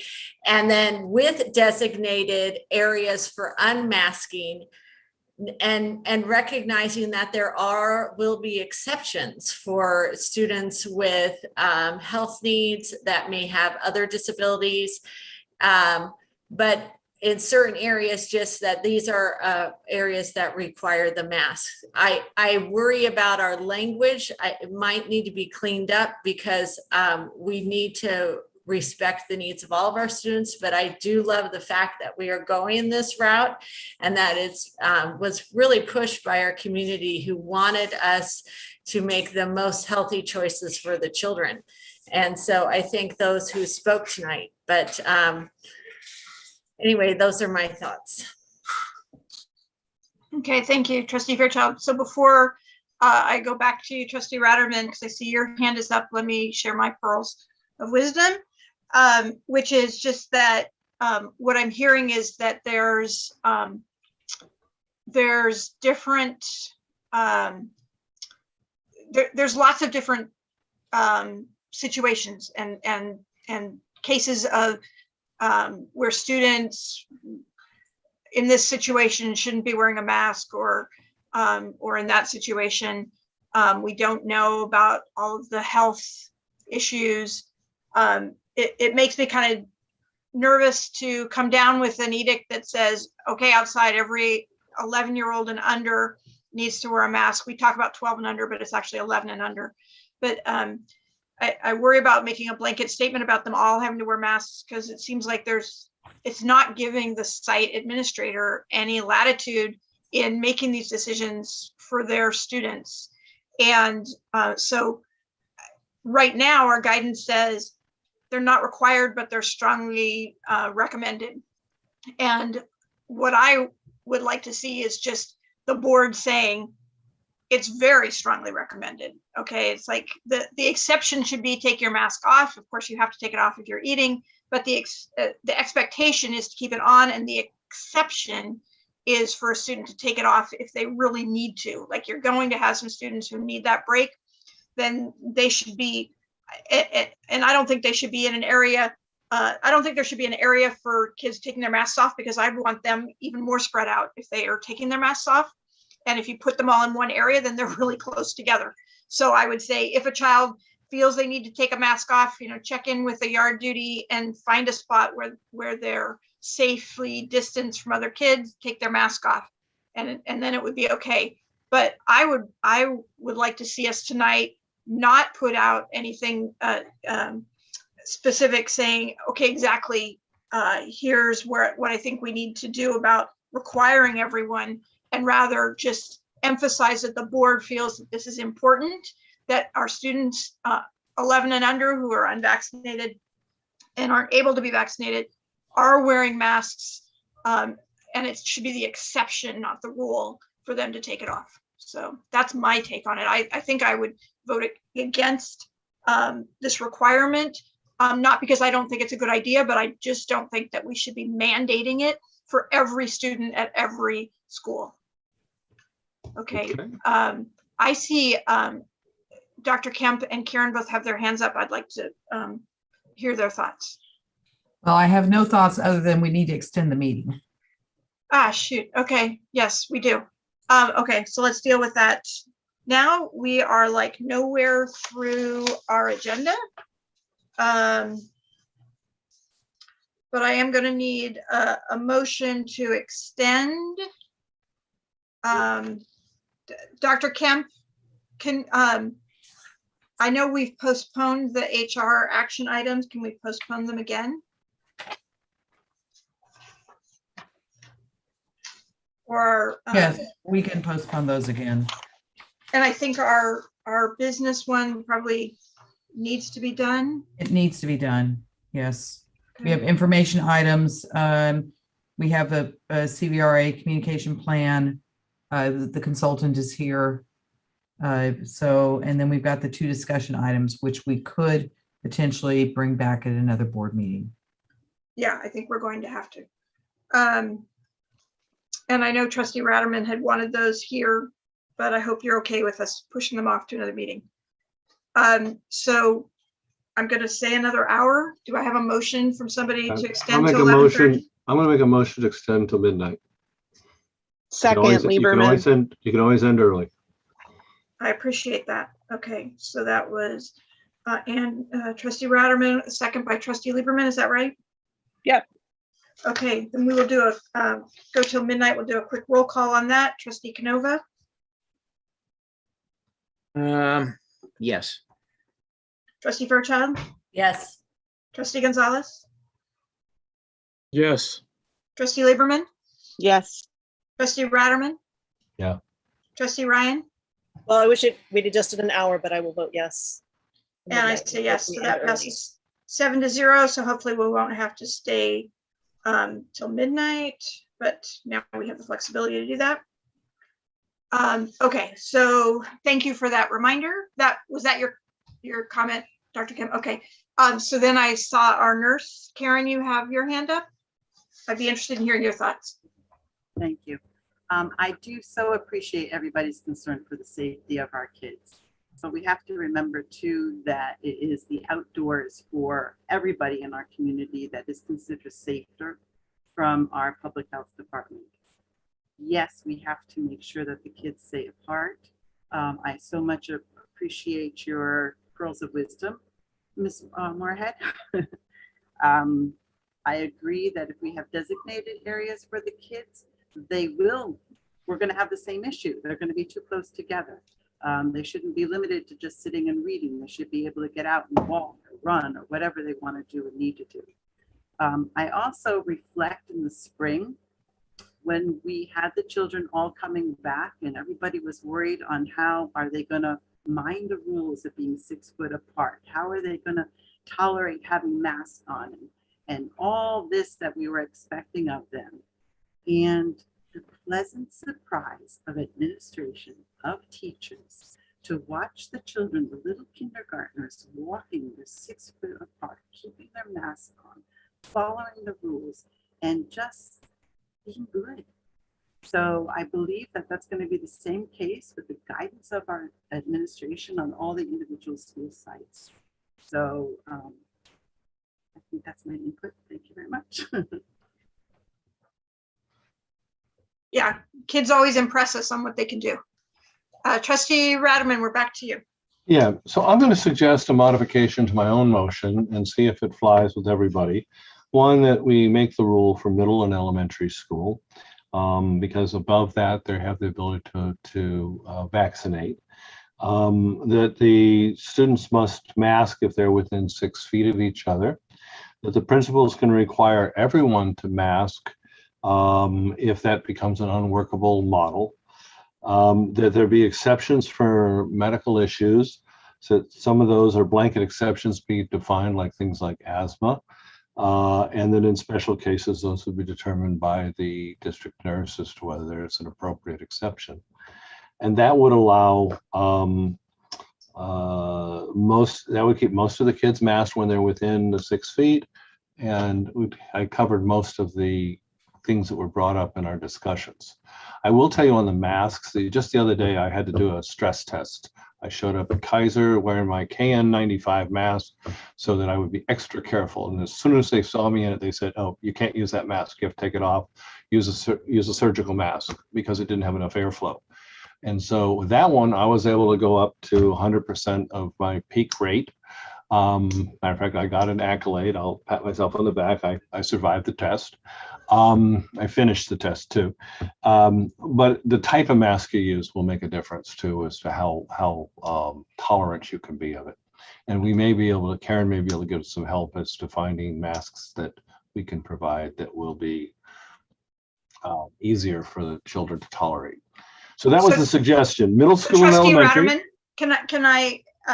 can I read it back to you and see? I think I missed something. So you said for elementary and middle school students? Yes. Who are within 6 feet of each other outside. They have to mask with 6 feet of each other, yes. And then you said something about principals making exceptions. So I'm very cognizant of the fact that this may be an administrative nightmare. And so if it works, great. If the kids behave, just like Karen had said, they impressed her, great. If the principals don't need to scrunch down and say, "Look, I can't deal with this 6 foot thing," all of you mask. The principal has the authority to do that, or anything in between 6 foot masking and 100% masking. There is an exception for medical. And I've outlined the process for that, which is that we have some that are clearly defined in advance, so it doesn't require a lot of administrative work, and the others that, if there's something we didn't anticipate, then Karen can weigh, or whoever the district nurse is can weigh in on that. So you're requiring our district nurse to approve requests for Only- medical exemptions? She already does it, and these would be primarily, I'm suggesting that we come up with some broad categories where you don't need to get the nurse to do it. But in the cases, if it's something unusual that doesn't fit the broad category, then she could weigh in and make an evaluation. And are you saying we, as a board, need to specify those conditions of? No, that will be done by administration. We're Okay, not going to good. get involved in that. Okay, and why did you want to include middle school students? Well, 12 or 11, and so you're in that range where they have not been able to get, your sixth grader has not been able to get vaccinated. The average sixth grader is right around 11. Fifth graders 10, 11, and then by 12 they can start to get it, but then in seventh grade, but it takes a little while. Okay, so And it's just easier to administer it by an entire school, you know, the middle school category than saying only sixth graders. But you know, you can suggest something different if you want. okay, Karen, do you have thoughts? With our high schoolers, we are, or any of the children who are 12 years and above, we are not at 100% vaccination. So we still need to protect those who are unvaccinated. So I will go back to what Ms. Moorhead said earlier in terms of the distance approximation probably is the easiest. And So just take the grade level out of there. I'm okay with doing that. yeah, take the grade level out there because it's really for all students to maintain that 3 to 6 foot distance as much as possible. So- beyond that, then we can have the mask on. So I'll accept your recommendation that if you'll change that, Jody, to remove elementary and middle and just put K-12. Okay, Or so I pre-K, have all students. for all students, when they are within 6 feet of each other, they should wear a mask, with giving principals authority to make exceptions and exempting students with medical reasons No, for the not. principals don't have the authority to do exceptions. They have the authority to require 100%, up to 100% masking if the 6 foot separation is too difficult to administer. So they can make it more stringent, not less. If I may have one more comment about the medical piece, is that we have medical exemptions, but they are for having a shield and not a mask. Okay. So that's not necessarily a fair thing to say. So Well- you're saying there's nobody who could get a medical exemption for not wearing a mask?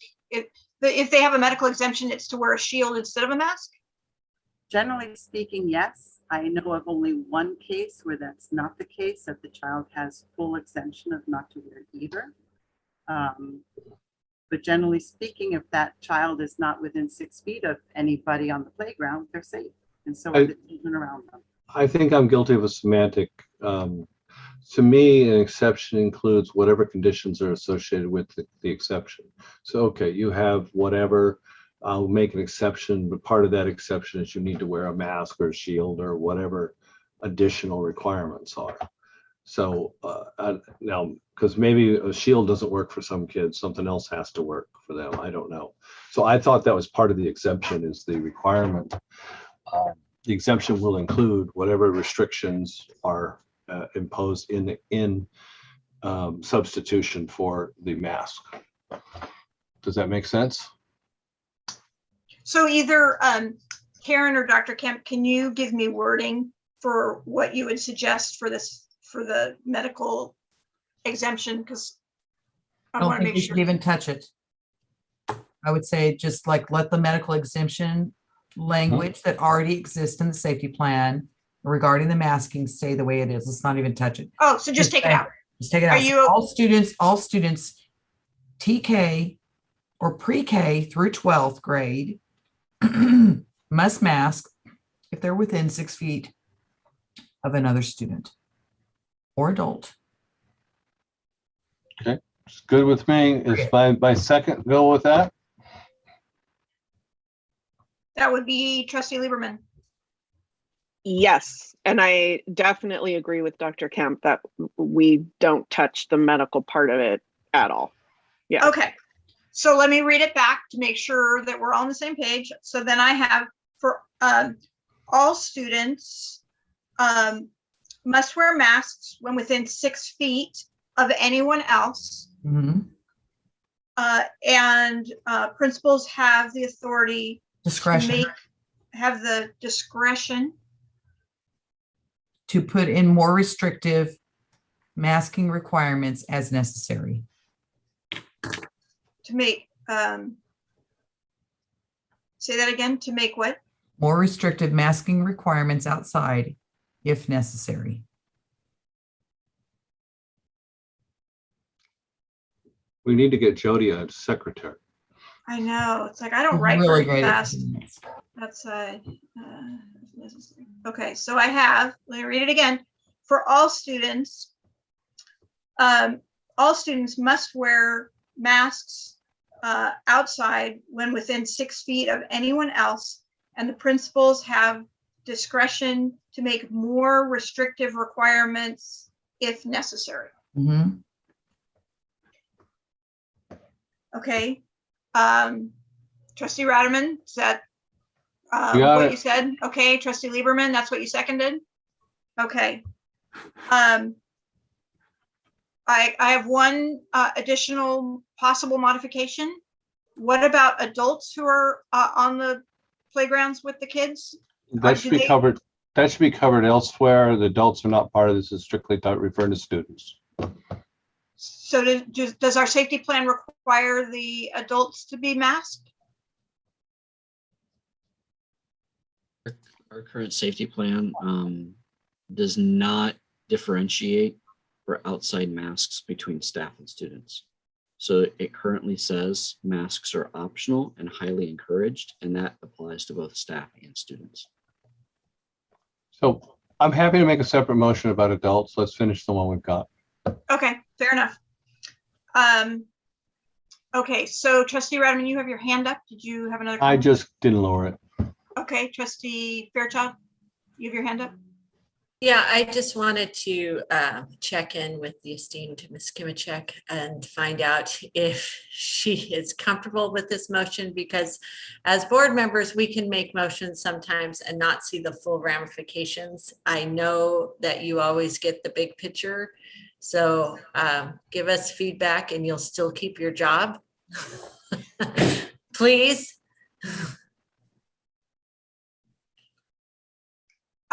Go ahead, Karen. Thank you. Yeah. Thank you for your vote of confidence there. In developing the health and safety plan with Mark and with Sam, I really appreciated when the statement went in, highly recommended to wear the mask outside. I think that encompasses both the children and the adults, whoever's in there. If you wanted to add a statement, highly recommend if within 3 to 6 feet of one another, then that really encompasses everything that everybody wants to cover.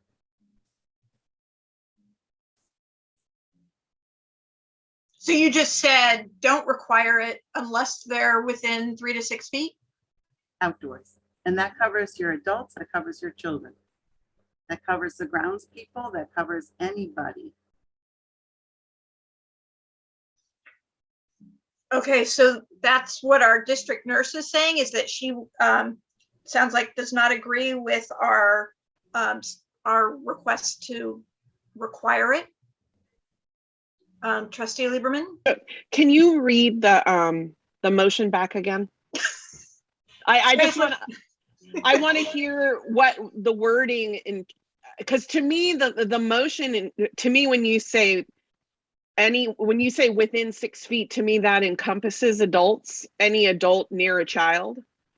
So I feel like that this would be anyone outside near a child within 3 to 6 feet. So to me, that it would encompass an adult, but that's why what I was hearing was that our nurses recommending that we don't require it, that we strongly recommend it. And the motion that I had required them to wear masks if they're within 6 feet. Okay. Okay. Okay. Trustee Ratterman? Yeah, the recommended was in the original language. I appreciate Karen's position. I understand it. I also appreciate the position of a lot of parents that want to make sure when their kid is out there, they're in not with unmasked kids. And so if somebody, it's highly recommended, but one kid just doesn't want to do it, or one parent doesn't want to do it, and pretty soon you don't have it. So I think unfortunately it needs to be a requirement. I agree with Dr. Kemp. There's a lot of new and confusing things happening right now. The science is completely unsettled. What she suggested, let's put it in place, the more restrictive one, because that's the safer course of action. And then if it turns out this is a big deal, we'll ease the restrictions. So I'd like to move forward and let's take a vote on this, because otherwise for me, you're going to extend it past midnight. Okay, I appreciate that. Okay, then so I'm going to read it one last time and we're going to take a vote. So listen carefully. The motion from Trustee Ratterman, seconded by Trustee Lieberman, says that all students must wear a mask when within 6 feet of anyone else, and principals have discretion to make more restrictive requirements if necessary. Okay, we will do a roll call on that motion. So Trustee Canova. Yes. Trustee Fairchild. Yes. Trustee Gonzalez. Yes. Trustee Lieberman. Yes. Trustee Ratterman. Yes. Trustee Ryan. Nope. Yes. I'm sorry, can you say that again? Yes. Okay, thank you. And I say yes, so that passes 7-0. And I'm sure staff will be rolling that out to our schools if they're not already watching. So okay. Trustee Muirhead, Yeah. Trustee Muir, you asked about the deal then with the adults. And the adults have a further complication in that we have we have to work with our labor groups, because I think that's important. I noticed that Lynn Villarreal has a hand up. I know we've closed that discussion on the previous one, but we could certainly open it for this one. And I think you should put something on. I would just put the same thing on for the adults, but I want to make sure that's okay. So, would somebody like to make a motion, and then we can open it up? I'll make for a comment? motion. I'll make a motion that we duplicate the previous motion, but substitute the word adults on adults. So, do we need the principal's discretion on it, or is it just no, you take all? that Okay, so all adults within 6 feet. Okay, must wear masks Outdoors, because there's already a requirement for indoors.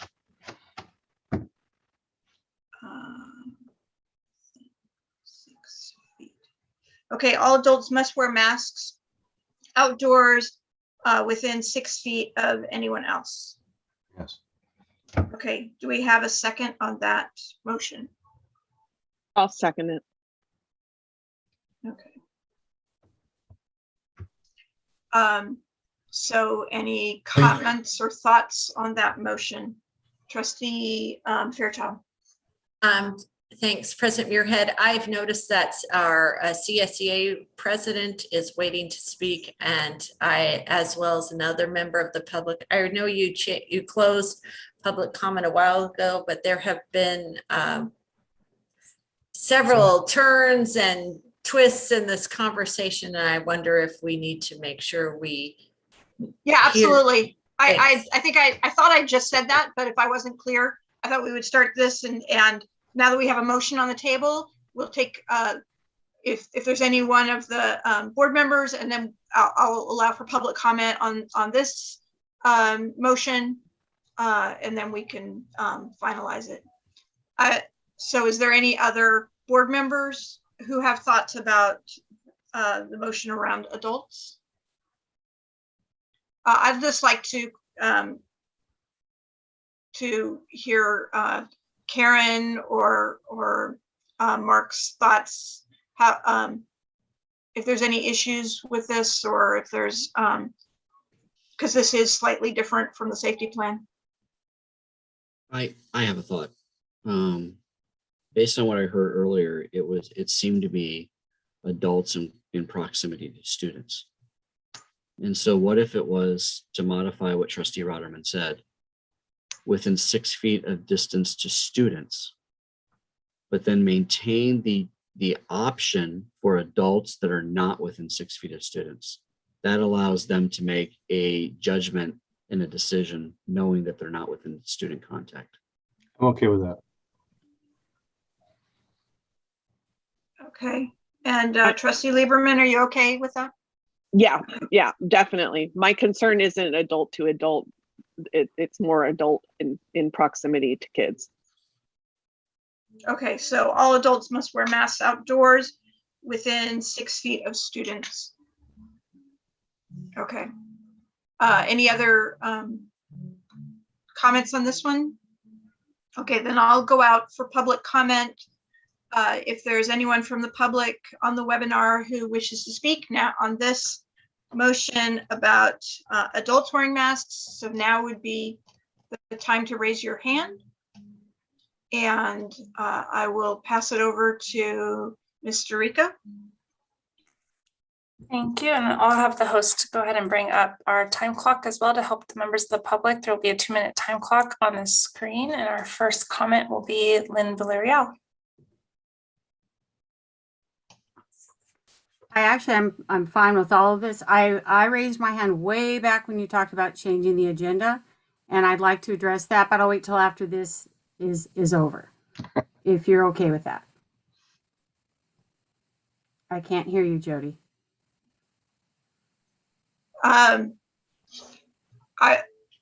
won't have an opportunity for you to talk about the agenda coming up. Well, you don't want us to skip something? I'm actually unhappy that you're gonna once again push forward the HR item, especially the reclassification. I have a member who has been waiting almost a year for a transfer, waiting on a job description, that all we need is your approval. And so since it's human resources and we are your most valuable resource, I would really appreciate it. Shouldn't take too long to just go through the reclassification items so that my member he's waiting to start his new job on Monday, pending this meeting. So I respectfully ask that you reconsider.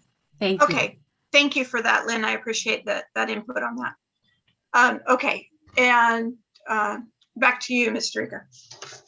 Thank you. Thank you, Lynn. Our next commenter is called Laura. Laura, you should be prompted to unmute. Hi, I feel so cliche saying this. Can you hear me? Yes, we can. I am a teacher, a parent, and an athletic director in this district. So as a teacher, I want to say it was so amazing to be back in the classroom today. As a parent, I want to say my children were so happy to be back at school today. As an athletic director, I apologize that apparently I came in too late for the last conversation when public comment was closed. So I know you can kick me off. And if that's the case, that's fine. But I just have to comment on the decision that was just made for masking outside. It goes against what CIF and CCS and what the CDPH are advocating for outdoor athletics. Our students have been waiting and trying and advocating and all of the things so hard. So every single time you guys just talked about, and sorry to target in the you guys comment, the playing on play structures. Again, I have a 2nd and 5th grader. And every time you guys said child, you are completely missing out on our pre-K to adult or our K to 12 clientele.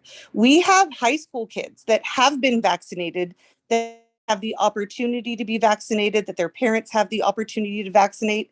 And you now just said that all of our football players, our field hockey players, our water polo players, our tennis players, our cross country runners, all of them now all of a sudden apparently need to be masking outside when they're within 6 feet of each other. I think you guys completely 100% missed one of your very huge populations in the decision that you just made. So I would like for you guys to readjust and reassess and perhaps revote on the decision that you just made. So I appreciate, again, like I said, I am a teacher, I am a parent, I am an athletic director in this district, and I appreciate everything that has happened, way more than the last 15 months, 18 months, whatever it has been. But this last vote completely missed a huge population of our students. So I ask that you reassess. Thank you. Thank you. And our next commenter is Sabrina Rumford. Hello, can you hear me? Yes, we can. I just want to, I guess, affirm what the last caller just said, which is that I think that the vote on masking of all individuals and not taking into consideration our secondary students was really, it seemed extremely reactive. And I have a student, my daughter is a cross country runner, and I'm sitting here thinking to myself, when I tell her tomorrow that she's got to mask up outside, I'm getting upset.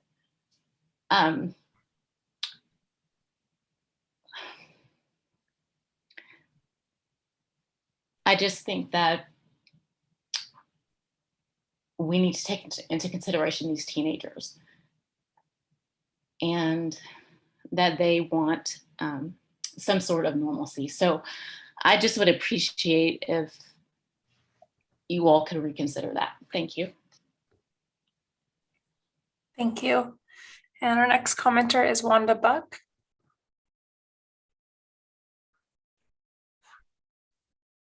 Thank you. I've had trouble raising my hand. I am 110% for protecting the children with masking. And I like the direction that you're going this evening. I have a 9th grader that we've chosen independent study because I don't know how to protect him. And I think it's better to be safe than sorry, to be healthier and keep these kids alive. Even if they don't get sick enough, seriously, there's going to be a lot of absence with this Delta, and we don't know what's coming. And between meetings of the board, it takes time to make changes and to have them authorized. And so I very much am for being on the safe side for the health of the children. Thank you. Thank you. President Muirhead, that was the final comment. Okay, thank you. One more just raised their hand. Okay, go ahead. Okay. All right. Gobu Esmulali, and I'm sorry if I mispronounced your name.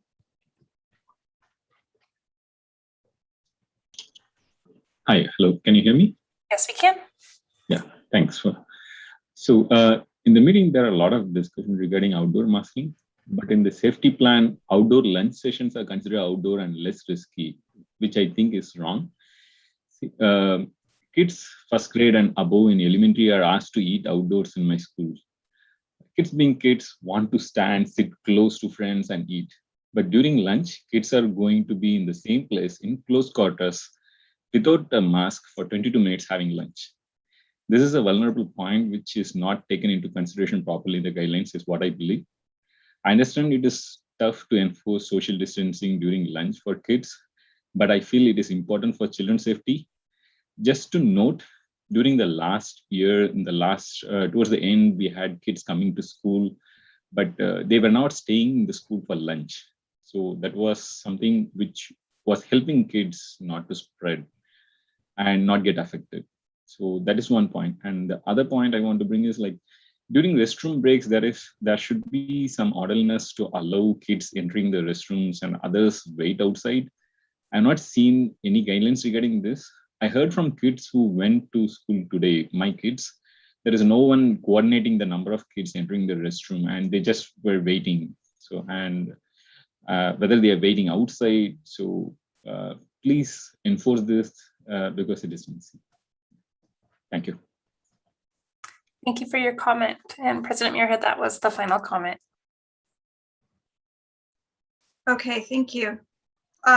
So there were some really good comments raised around high school athletics. But I'd like to finish up about the adults, and then we can talk about the students. So if we can focus on the current motion on the table, which is about the adults wearing masks, but rest assured we'll come back to the students if we need to. So Trustee Fairchild. I'll wait for this next for the students. I wanted to make a motion. Okay. And I appreciate the calls. Yeah. Trustee Canova. I'll wait. Okay, so if there's no more discussion on the motion about the adults, we can go ahead and vote on that. So we have a motion from Trustee Ratterman, seconded by Trustee Lieberman, that says that all adults must wear masks outdoors within 6 feet of students.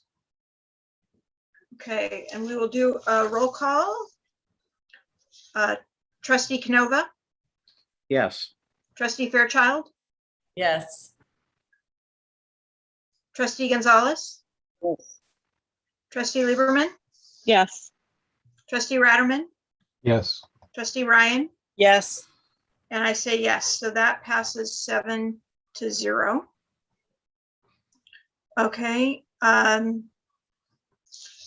Before I take your motion, well, okay, go ahead. Trustee Fairchild.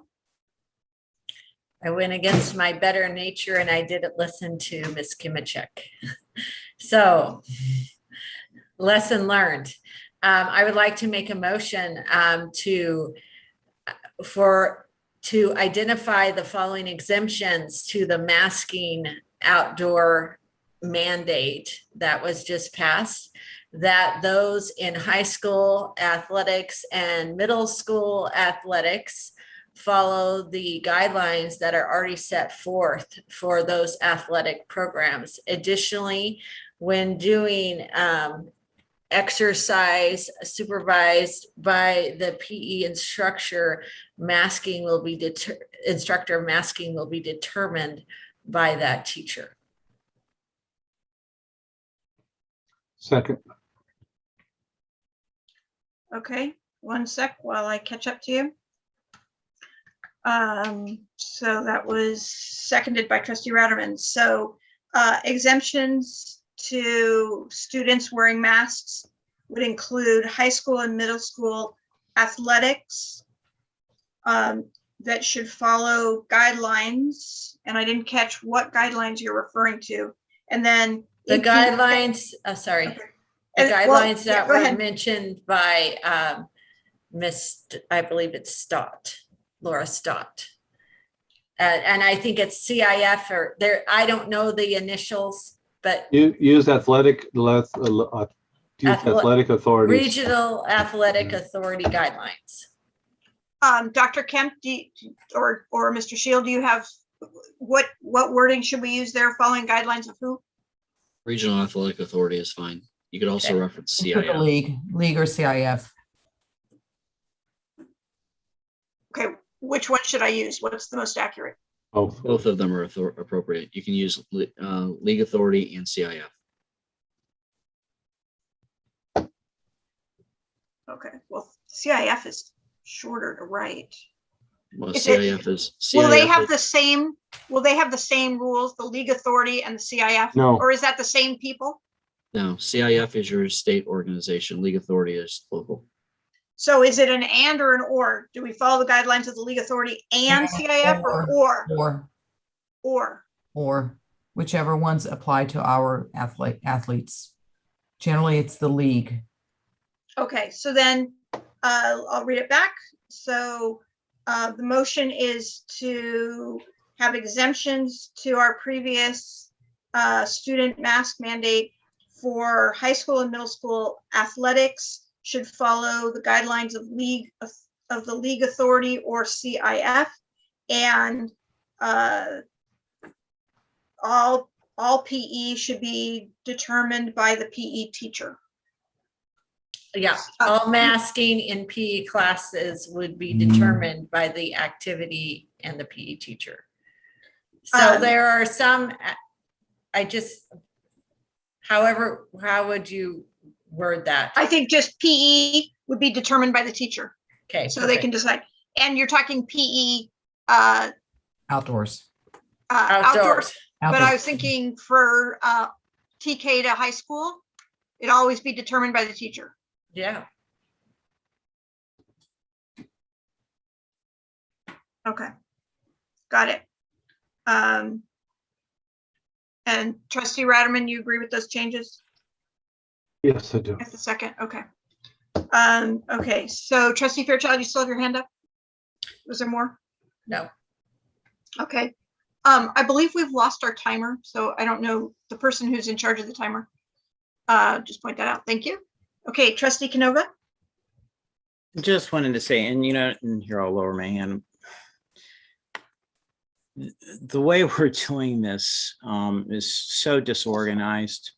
I mean, this really, to anyone watching this meeting, and I beat this drum before, agendas have structures, and we burned an enormous amount of time, and we're kind of doing this on the fly. This is not the way we should be doing this.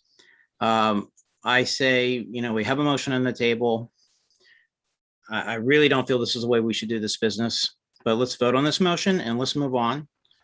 Because this, we have guidelines to follow. We have administration that's worked on these guidelines. And look how much time we burned, and we're just wandering all over the freeway here. This agendas have a structure, and we're not following that structure. We need to get back to how we're supposed to do these things. So let's move on. Let's vote. Let's move on, please. Okay, thank you, Trustee Canova. Trustee Ratterman? Yeah, something similar to what Jim just said. Initially what I wanted to do was to have this being drafted, the wordsmithing being done by staff administration. They're better at it than us. They're smoother at it. So they don't have as much bureaucratic challenge in operating the meeting.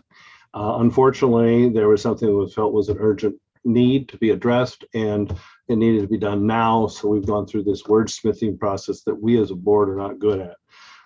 Initially, one of the reasons I didn't have high school in there was for athletics, and then I forgot about it when we started talking, so it got left in.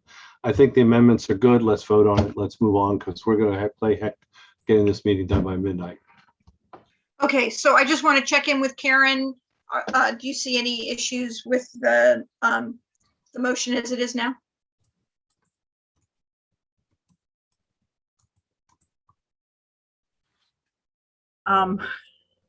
It gets difficult. The more you restrict, the more you're not going to encompass the outliers.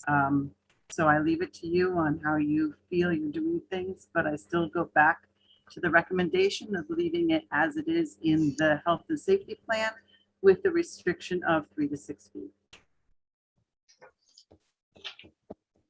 Okay, thank you. We can always rescind the motion that we made previously. We don't have to keep editing it. So let's vote if you want to. So the motion from Trustee Fairchild, seconded by Trustee Ratterman, is to make exemptions to the student mask rule that we just did for high school and middle school athletics should follow the guidelines of the league authority or CIF, and outdoor PE classes, it should be determined by the PE teacher. And so saying yes would be to approve these exemptions, and saying no means that we're keeping it the way we had it for everyone, but there's always options for another motion. Okay, Trustee Canova. I agree with the comments that Karen just made. And because I agree with those comments, I'm going to vote no on this one. Trustee Fairchild. I'm voting yes because I can't see us getting through another motion. Oh, I'm good. It's Gonzalez. 11:15. Trustee Gonzalez. Yes. I'm sorry? Yes. Yes, okay. Trustee Lieberman, Yes. trustee Ratterman, Yes. trustee Ryan. Yes. I'm not crazy. I think I'm not sure that we've found all the exemptions, but I'm gonna say yes for now because we need to get these done. So that means it passes 6-1. Trustee Canova was the no vote on that one. Okay. Are we done with the safety plan? Is there anything else on the safety plan? Trustee Fairchild. Can we, I'm going back to what Ms. Kimichek said, and I just want to say, can we give the authority to make any exceptions? Can they, I worry that we've just straddled them, and what if they need to make exceptions? That is what, yes, we have just said there are no exemptions, or there's no exceptions, except for the ones we just listed.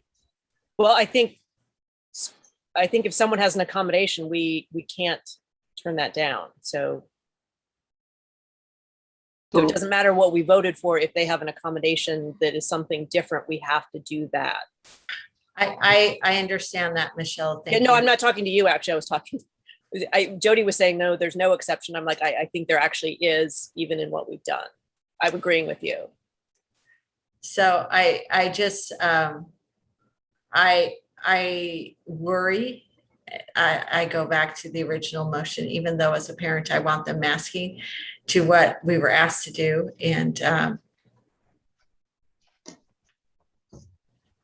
And we might have just blown it.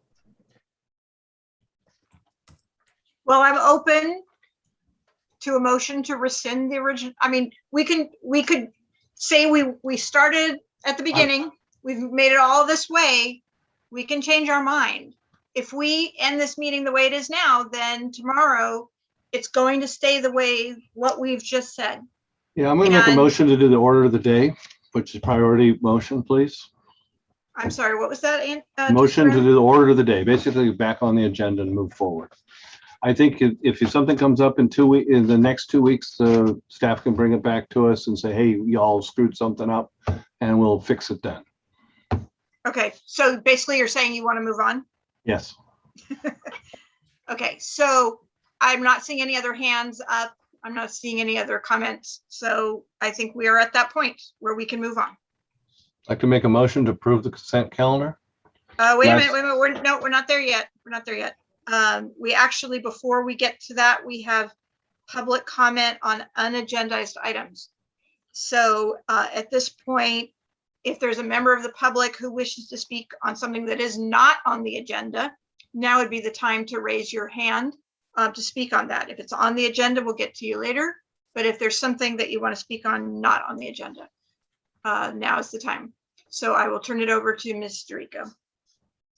Thank you. Our first commenter is Tejeswi. Hi, I wanted to make a comment on holding parents hostage to open enrollment seats if they chose distance learning or virtual education plan. I don't think it's fair to ask them to decide between their community and choosing a safer option for their child. I think that should be changed. Thank you. Thank you. And President Muirhead, that was the only comment. Okay. Thank you. One hand just raised. Okay, go ahead. All right, Al.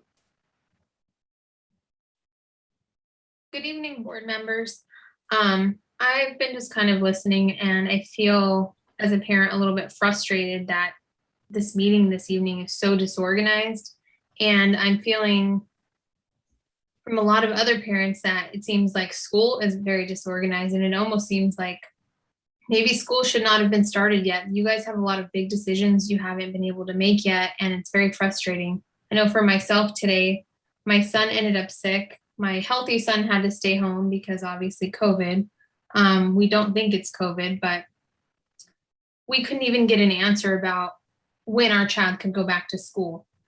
We couldn't get an appointment with a doctor because the hospitals are so overloaded. It just seems like you guys really need to give us another option at this point, because this Delta variant is such a hot topic. There's so much you guys don't know. I was threatened today that if my kids don't come back within a certain time, they're going to lose their seats at their home school. And it's, you know, it's our home school. It's not a lottery school.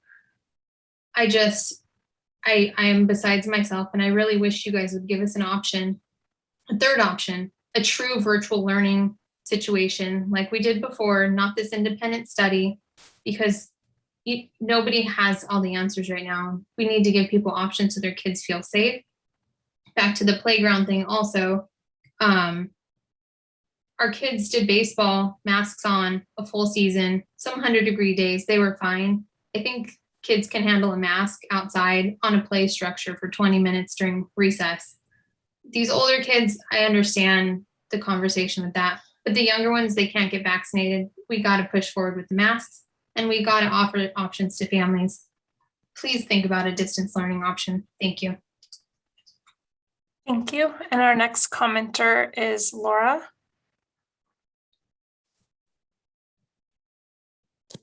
Oh, hi, me again. Can you guys hear me? Yes, we can. Thank you so much. Okay, so I may or may not have mentioned twice in the last call that I am one of the athletic directors at Wilcox. And as a board, you guys may or may not remember that we just recently went through a Title IX lawsuit, investigation, inquiry, however you want to word it. The first day of tryouts was Friday, but for many of our sports, they didn't actually start until this evening or this afternoon because it was the first day of school. So we found out officially today that our tennis courts are not deemed appropriate or acceptable to hold any practices or PE classes or anything because we had requested last year that we have, I don't even know how to appropriately word it, sorry, that we are assessed for our tennis courts to be redone. And I know that then falls under our bathrooms and our other facilities, our grandstands, or all these other things that come with it. So I'm sorry, I'm so flustered. This came, I didn't realize the unagendized were coming. So anyways, we just found out today that our tennis courts are not appropriate, are not acceptable to have practice. And it was our first day today. So I would love for the board to reassess, to reconsider our request that we put in last spring to be redone, to fall under, I think, some of the funds that have been maybe earmarked for other things unofficially. So I'm sorry for my flustered, I'm very flustered now. Thank you so much. Thank you. President Muirhead, that was the final comment. Okay, thank you. And maybe somebody from Dr. Kemp can reach out to the athletic director at Wilcox and explain why we're waiting on the tennis courts and what the next steps are. Okay, so that was public comment on unagendized. So now we are moving on to consent. So, well, Motion to approve. Yeah, go ahead. Motion to approve consent minus item G30, which has been pulled to J2. Okay, and do we have a second? Okay. Thank you. So I have a motion by trustee Ratterman, second by trustee Gonzalez. We'll take our roll call. Trustee Canova. Yes. Trustee Fairchild, Yes. trustee Gonzalez, Yes. trustee Lieberman, Yes. trustee Ratterman, Yes. trustee Ryan, Yes. and I say yes, so that passes 7-0 for consent. Terrific. So next we have our action items. President Muirhead, I'd like to make a motion to approve items I1 through 5 as a single item. I.1 through I.5. I appreciate that. Okay, do we have a second to approve? Second. Okay, so I have a motion by trustee Ratterman, second by trustee Lieberman. Is there any comments on this item? Any comments from the public? Now would be the time. I don't see any, so we will go ahead and do a roll call vote. Trustee Canova, Yes. trustee Fairchild, Yes. trustee Gonzalez, Yes. trustee Lieberman, Yes. trustee Ratterman, Yes. trustee Ryan, Yes. and I say yes, so that passes 7-0. Okay, item J.1, which is the pool of consultants for district-wide ongoing professional services for qualified hazardous materials, DTSC and CEQA compliance. Do we have a motion to approve? So moved. Second, Ratterman. Thank you. Any comments or questions? Anyone from the public with comments or questions about this? Okay, seeing none, we'll go ahead and vote. Trustee Canova, Yes. trustee Fairchild, Yes. trustee Gonzalez, Yes. trustee Lieberman, Yes. trustee Ratterman, Yes. trustee Ryan, Yes. and I say yes, so that passes 7-0. Good. There are no action items on academics, so we're moving on to information items. Hang on a second, we missed J2, J2, Prospect Studio contract. Item Oh. G30. that's right. J.2. Okay, so it was polled by, I think, trustee Fairchild. Is that right? Did you have something that you wanted to ask about this item? Well, thanks, President Muirhead. I submitted some questions. Some of the information that I had included was not in the questions. I was actually surprised with all of the consultants that we've been hiring for equity, that we were hiring another consultant for equity work. That doesn't actually, if you go to their website, that's not their focus. Their focus is visioning. And so I was just a little surprised that we were going with this group. I know that Dr. Kemp has a relationship with them, but I also was concerned because when they did the visioning work, so much was pawned off on staff, and don't want to see our staff is dealing with so much right now that as they do this, I don't want them to be adding to our staff burden as they work on this, especially because we actually have some amazing, reputable consultants already working with us on equity. And there were concerns about some of the stereotypical things that we had to clean up in our vision. So I would really like to see the people leading this to be equity leaders. Well, I would like to address the comments and just share with the trustees that we have a committee that is leading this equity work. Mr. Stam and Dr. Carrillo and the team have built out the project for the equity work that we're doing.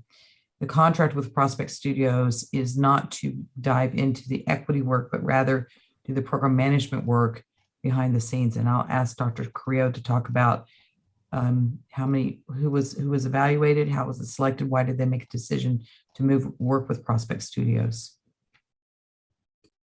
Thank you, Dr. Kemp. I'm happy to do that. Good evening, trustees and community.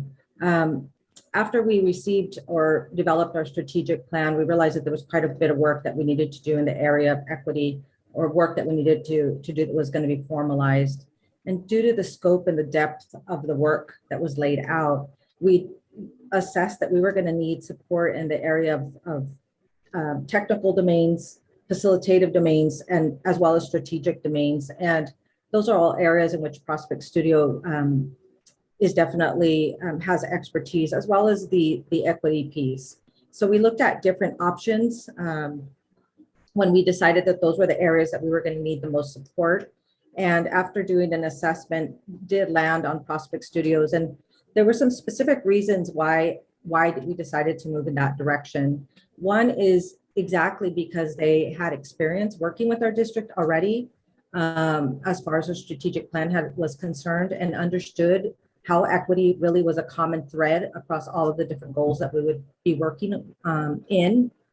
And also, we anticipate that this group of committee members that we have invited to be part of this group, this 20 committee members that'll have their first meeting in September, are going to be ready to jump into the work. And so we wanted to have a consultant who was going to be able to facilitate that, to not have to relearn the climate and the culture and the plan that we already have, but rather that we could have a head start of sorts with working with Prospect Studios.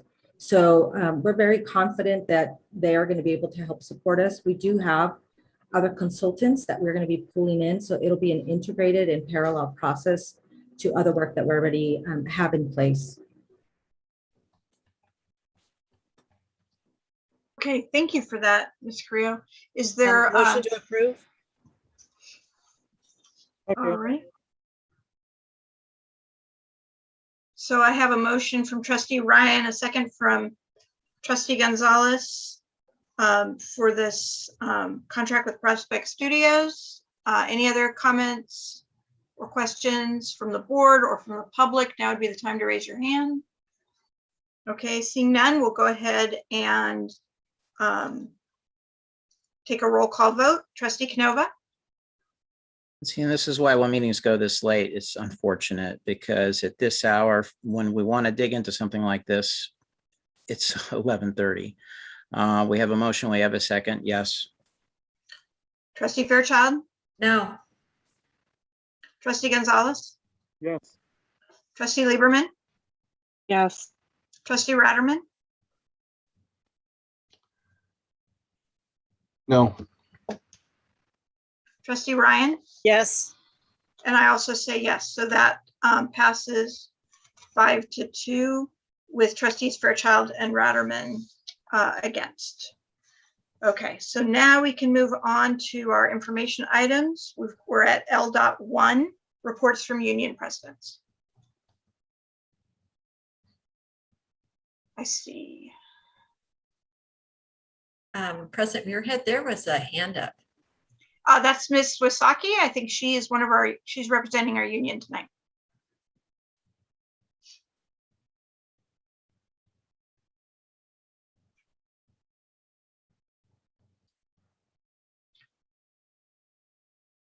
Hi, Lynn.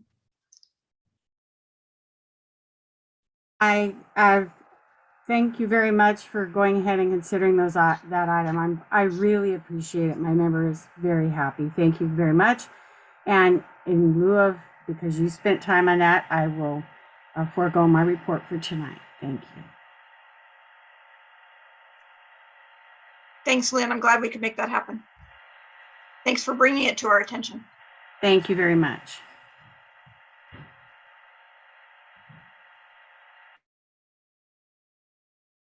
Hi, Margie. Hi, everybody. Good evening, Dr. Kemp, President Muirhead, the Board of Trustees, and the members of our community still awake. My name is Margie Wysocki, and about 3 hours ago, I lost all my makeup. I am the recently elected Vice President of UTSC. Amber was not able to attend tonight's board meeting, and as a result, I will be giving the UTSC report in her absence. I wanted to start off tonight's report with a few words of celebration, since today was the first day of school for the 2021-2022 school year. It was heartwarming to be back in person with our students. To actually have students in our rooms sharing the same space is why we came to the teaching profession in the first place. We are so happy to be with them, all while teaching behind our masks and learning how to smile with our eyes. In my third grade room during the afternoon closure meeting, we shared our roses and thorns. One of my students relayed that it was just good to be together. The teachers couldn't agree more. Meanwhile, over at our new campus, Dolores Huerta Middle School's first day was full of infectious energy. Students engaged in a variety of activities led by their teachers, including social emotional community circles, going to advisory periods, and trying out flexible furniture. At the end of the day, they were excited to head home with their Huerta swag bag. We are looking forward to a great year at the new middle school. We'd like to offer our sincerest thanks to our teachers who helped our families navigate the new safety protocols where parents are not yet allowed on campus. I'd like to especially thank our kindergarten teachers.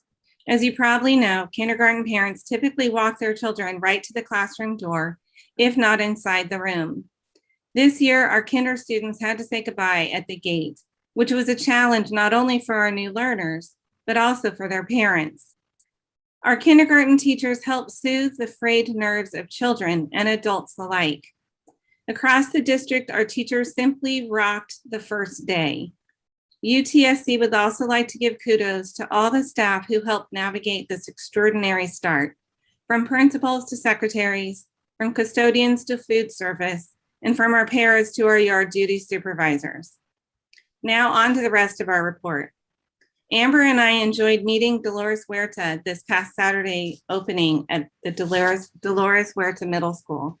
After the ceremony, Ms. Huerta spent a few minutes impressing upon us the importance of what we do, and she earned us to continue to fight the good fight of ensuring education for all.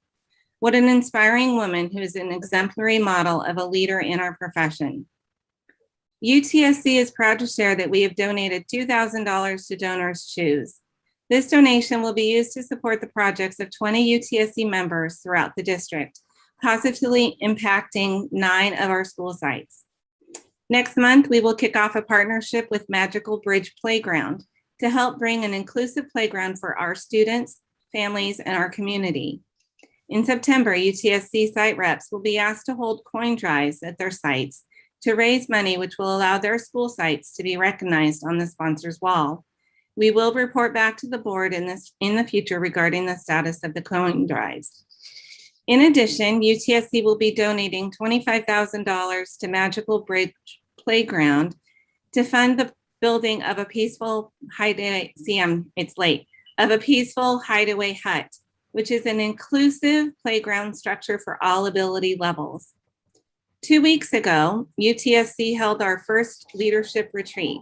We discussed ways to expand our leadership team as well as recruit members to more fully participate in district committees. We will be restructuring the cluster director organization, which should allow the cluster directors to better support their site representatives.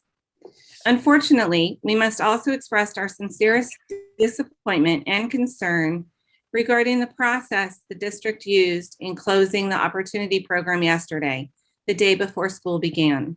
The district's lack of notice to our UTSC leaders or the impacted member does not reflect the objectives we discussed at the labor management retreat this past June.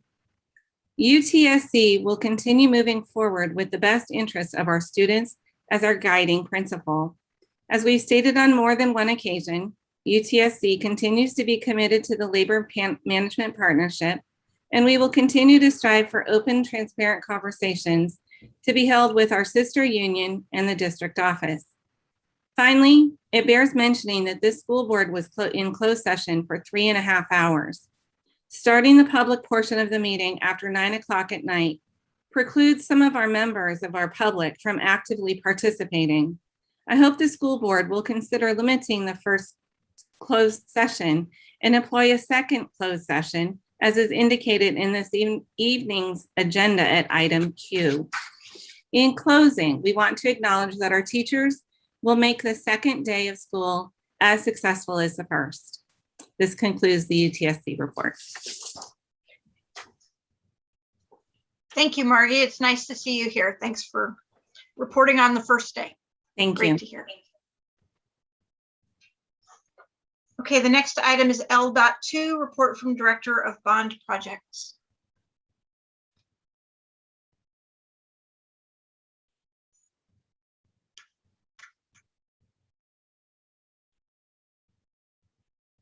Are there any questions or comments for Mr. Adams? Madam President, members of the Yes. board, I don't have anything to add to the report that's published in the agenda, unless there are questions. Okay, Trustee Fairchild, you have your hand up? Yes, I sent Mr. Adams and Dr. Kemp a question that we received regarding a decision not to build a preschool play area on the Montague campus. Is there a response for that? Well, there is a response to that. And what my understanding is that there is a plan to upgrade the play structure at Montague. We're waiting for the play structure to arrive. There is a shortage of play structures right now with the kind of sort of global shortage of supplies.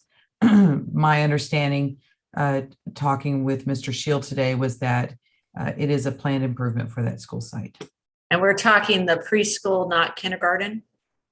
Yes, the preschool, there's a couple reasons why it's not currently underway.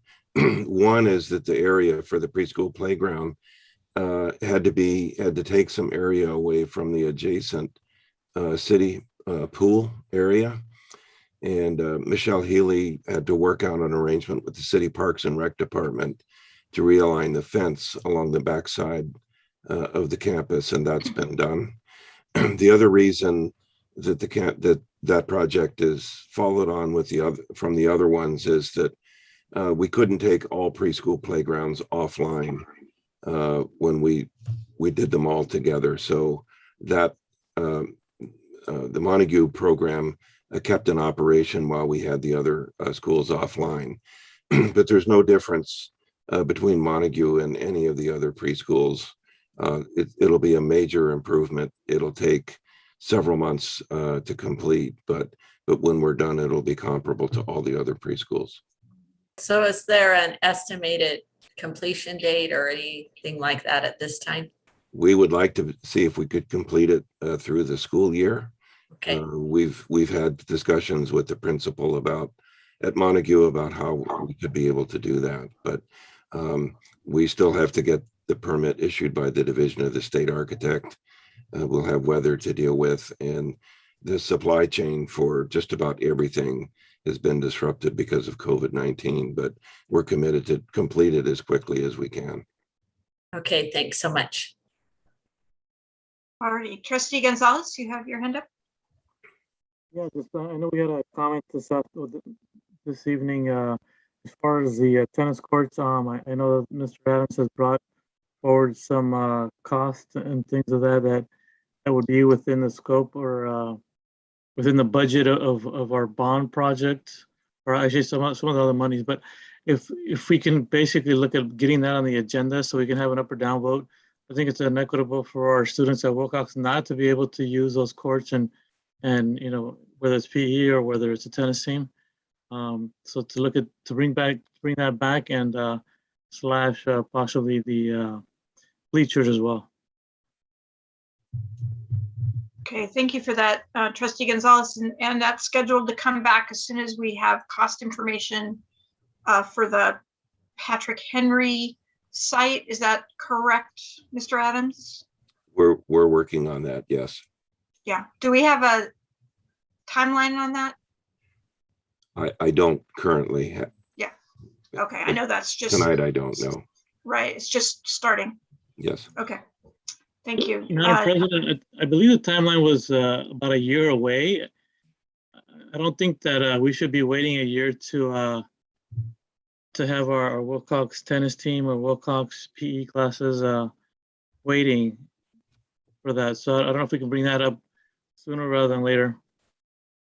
So Dr. Kemp, maybe you can work with the bond department to see if we can at least get some information about costs and approximate. I don't know if there's something that you could bring back sooner rather than later. We had a proposal for the board a few months ago. We can dust that off, update the numbers and. No, it's not the cost for the tennis courts. It's the cost for Patrick Henry that we're waiting on. Yeah, the cost for Patrick Henry, the estimated cost, I mean, we can give you some rough estimates, but it really is dependent on the design. That kind of drives the cost of the school. And it takes time to do that. Yeah. I don't know how we can accelerate it. We can give you guys some estimates. The board can set a limit and say not to exceed this much in the design process, and in the design of the school. But there's some options, and I'll come back. I'll work with Mark and Larry to bring you some information. Thank you. Okay, Trustee Ratterman, you have your hand up.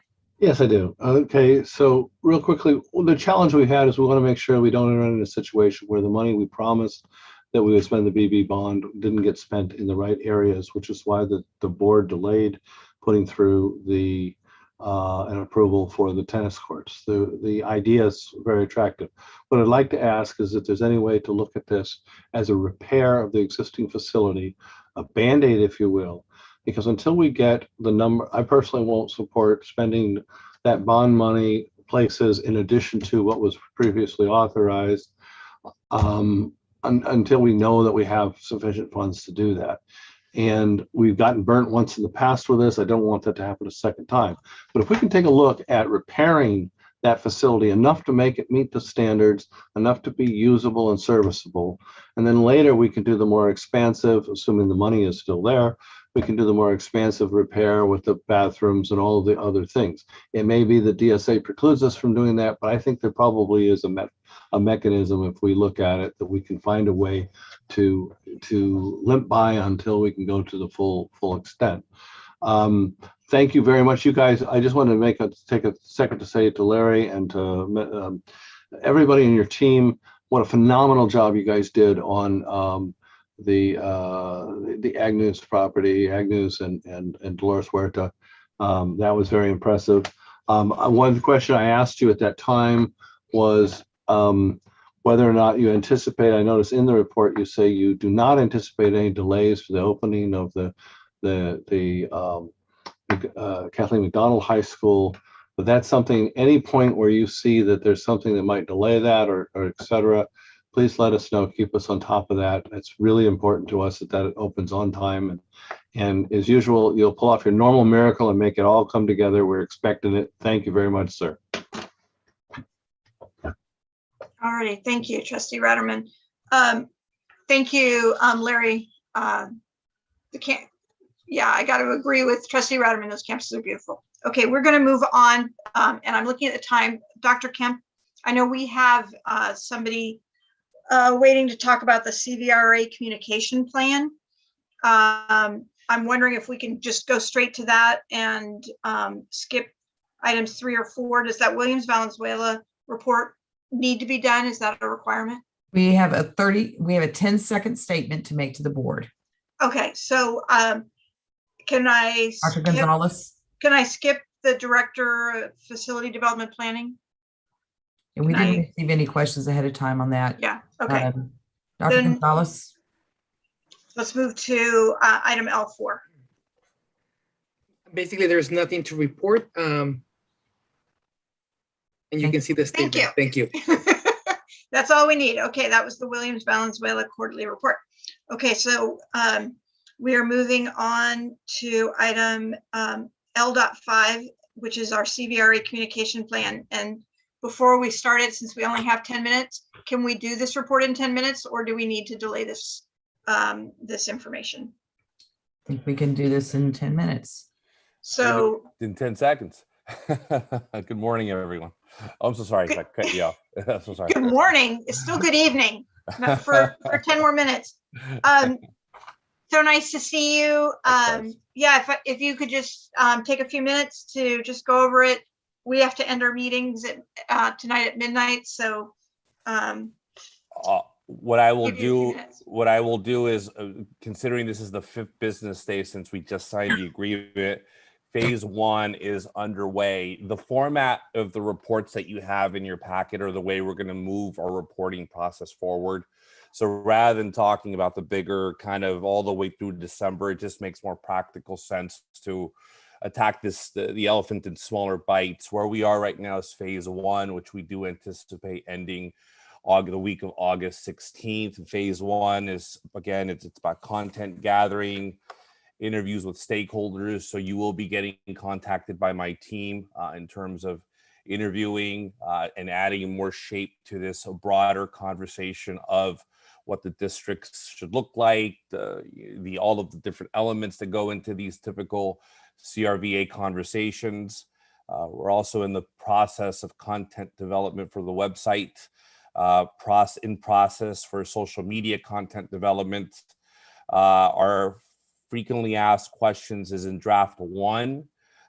We are going to finalize draft 2. Trustee Fairchild, your comments stayed in my head about simplicity, ability to connect with the broader audience. I think you're going to like the fact that we're moving in a very different direction, much more easier to connect, much more granular, much more, and definitely inviting. But we will be submitting that shortly for review. We are now in the process as well of scheduling a time for an actual video, 2 videos, one in English, one in Spanish. We had suggested that the board president just naturally act as spokesperson for the English front video, and that Trustee Gonzalez be the spokesperson for the Spanish video. As of right now, my team is in the process of, if I'm not mistaken, securing a time, I think on Tuesday, to actually shoot. We will, of course, provide a script and the initial elements required to have that happen. As I do say in my outline here, obviously this is very preliminary. We do have to kind of get the plane off the ground as soon as possible. We will be modulating the language, adjusting it as we get closer to September. I believe it's 9th.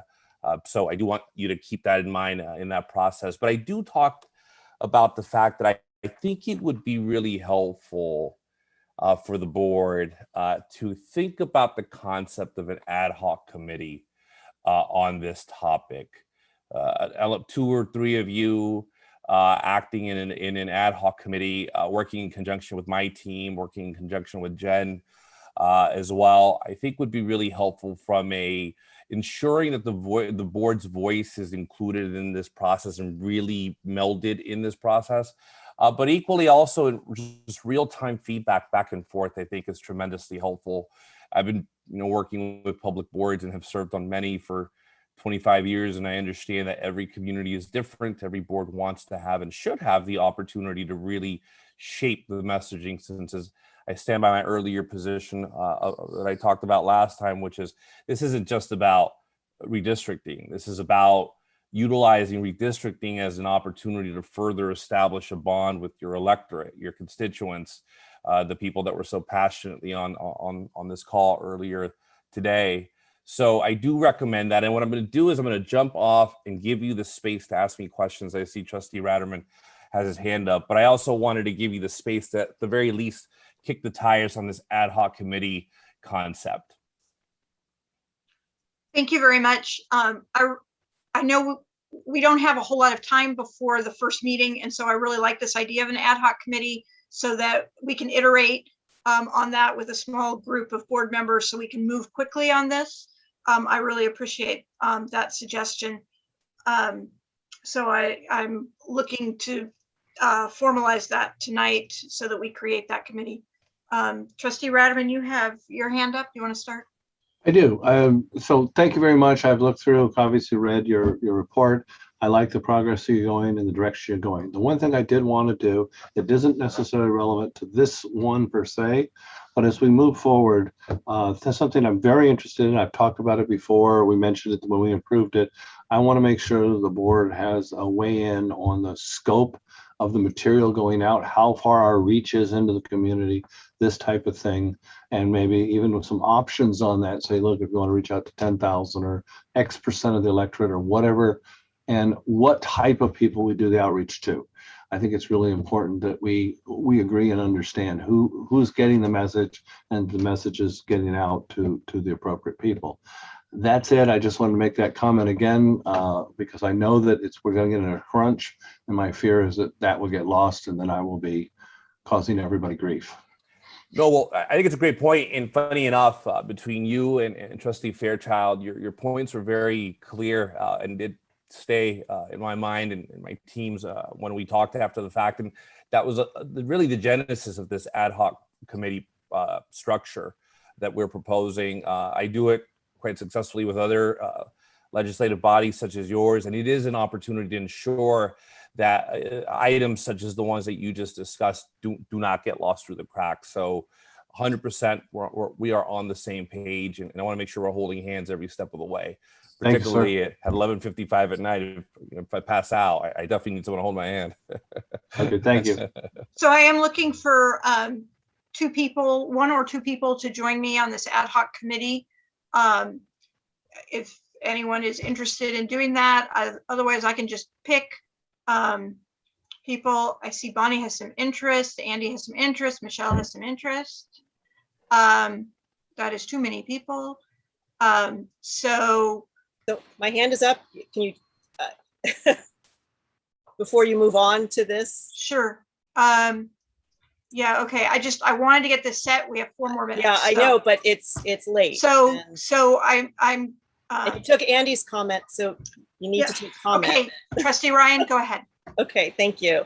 So this is an issue I've been passionate about since I joined the board 8 years ago. So, and I'm deeply concerned already with information is not coming to all board members. I'm actually deeply uncomfortable with the ad hoc committee because we have 7-member board. We all have strong opinions. We all have strong connections. We all have pieces of the district that some of us know better than others. And I think we all need to be able to contribute information. So rather than an ad hoc committee, I'd rather you look for board input. Maybe we do special sessions with the whole board so the whole board can get information, can give their feedback, can give their input. I haven't found already that we've had that opportunity. I was concerned when I heard that only a few board members got to hear the presentation and got the information. And I'm concerned with that going forward. This has been an issue that's been a passion of mine for as I said, actually 9 years since I, been on the board, and I want to have my voice heard. And I don't think an ad hoc committee, especially trying to form it now with 3 minutes left in the meeting, is the way to go. We want to bring it back to a time when we can have a longer discussion about it. That's great, but this is not the time to do that. If I may jump in really quick, structurally, the ad hoc never at any point supersedes the. Can you stop the clock, please? Right, the ad hoc at no point supersedes the board as a whole. I understand, but yeah, but if you're trying to get input to iterate, to go faster, to move faster, and you don't get input from all board members, I'm deeply uncomfortable with that, especially trying to make this decision with 2 minutes left in the meeting at nearly midnight. That's fair. So we're not going to be able to do that tonight. So Dr. Kemp, does it need a board, a motion and a vote for me to create a committee, or can I just create this committee offline? You just create it. Okay, then I'll take it offline because we don't have time. I don't support that move. Okay, well, I understand so that. I think you should get a vote from the board. Maybe the board will vote to give you that authority, but I don't. This is such a key change in our district. I would rather do a series of special meetings where every board member can contribute. Well, I appreciate that comment, Trustee Ryan. We don't have time to even do that tonight. So I want to give the last word to Mr. Bernier. Is there anything else that you wanted to share with us? No, tonight? I mean, this is really about making sure your voices are all heard. So I'll respect whichever direction you want to take. I will say, though, we got deadlines coming up quite quickly, given that the contract was just approved and we've got meetings. So, but I'll work within your reality. I've done plenty of these. They're all pretty much the same. It's just, we just want to make sure your voice is included so we can make the adjustments that you're more comfortable with. Absolutely. And having an ad hoc committee doesn't mean that other board members can't give input and see what we're doing. It's just a way to keep it moving because we don't have very much time. Okay, so it is 11:59. Trustee Canova, you've got like 30 seconds. I can be very, very quick here. I agree with Michelle. I think that if you can find a way where you can get input from the entire board, if it's a special meeting. I've been on this board a long time, and I think the better approach is to try to get the input from the entire board. And I'm perfectly happy to attend special meetings to get that accomplished. But I don't support the notion of the ad hoc committee. I'd rather see the entire board have an opportunity to give input. Okay, thank you. So I'll need to take a motion to adjourn. Move to Well, adjourn. How about let Vicky finish? She's got it up there, and then adjourn. I'm sorry. How about let Vicky have her say? She's had her hand up this whole time, and then we'll adjourn right after that. Okay, well, it's midnight.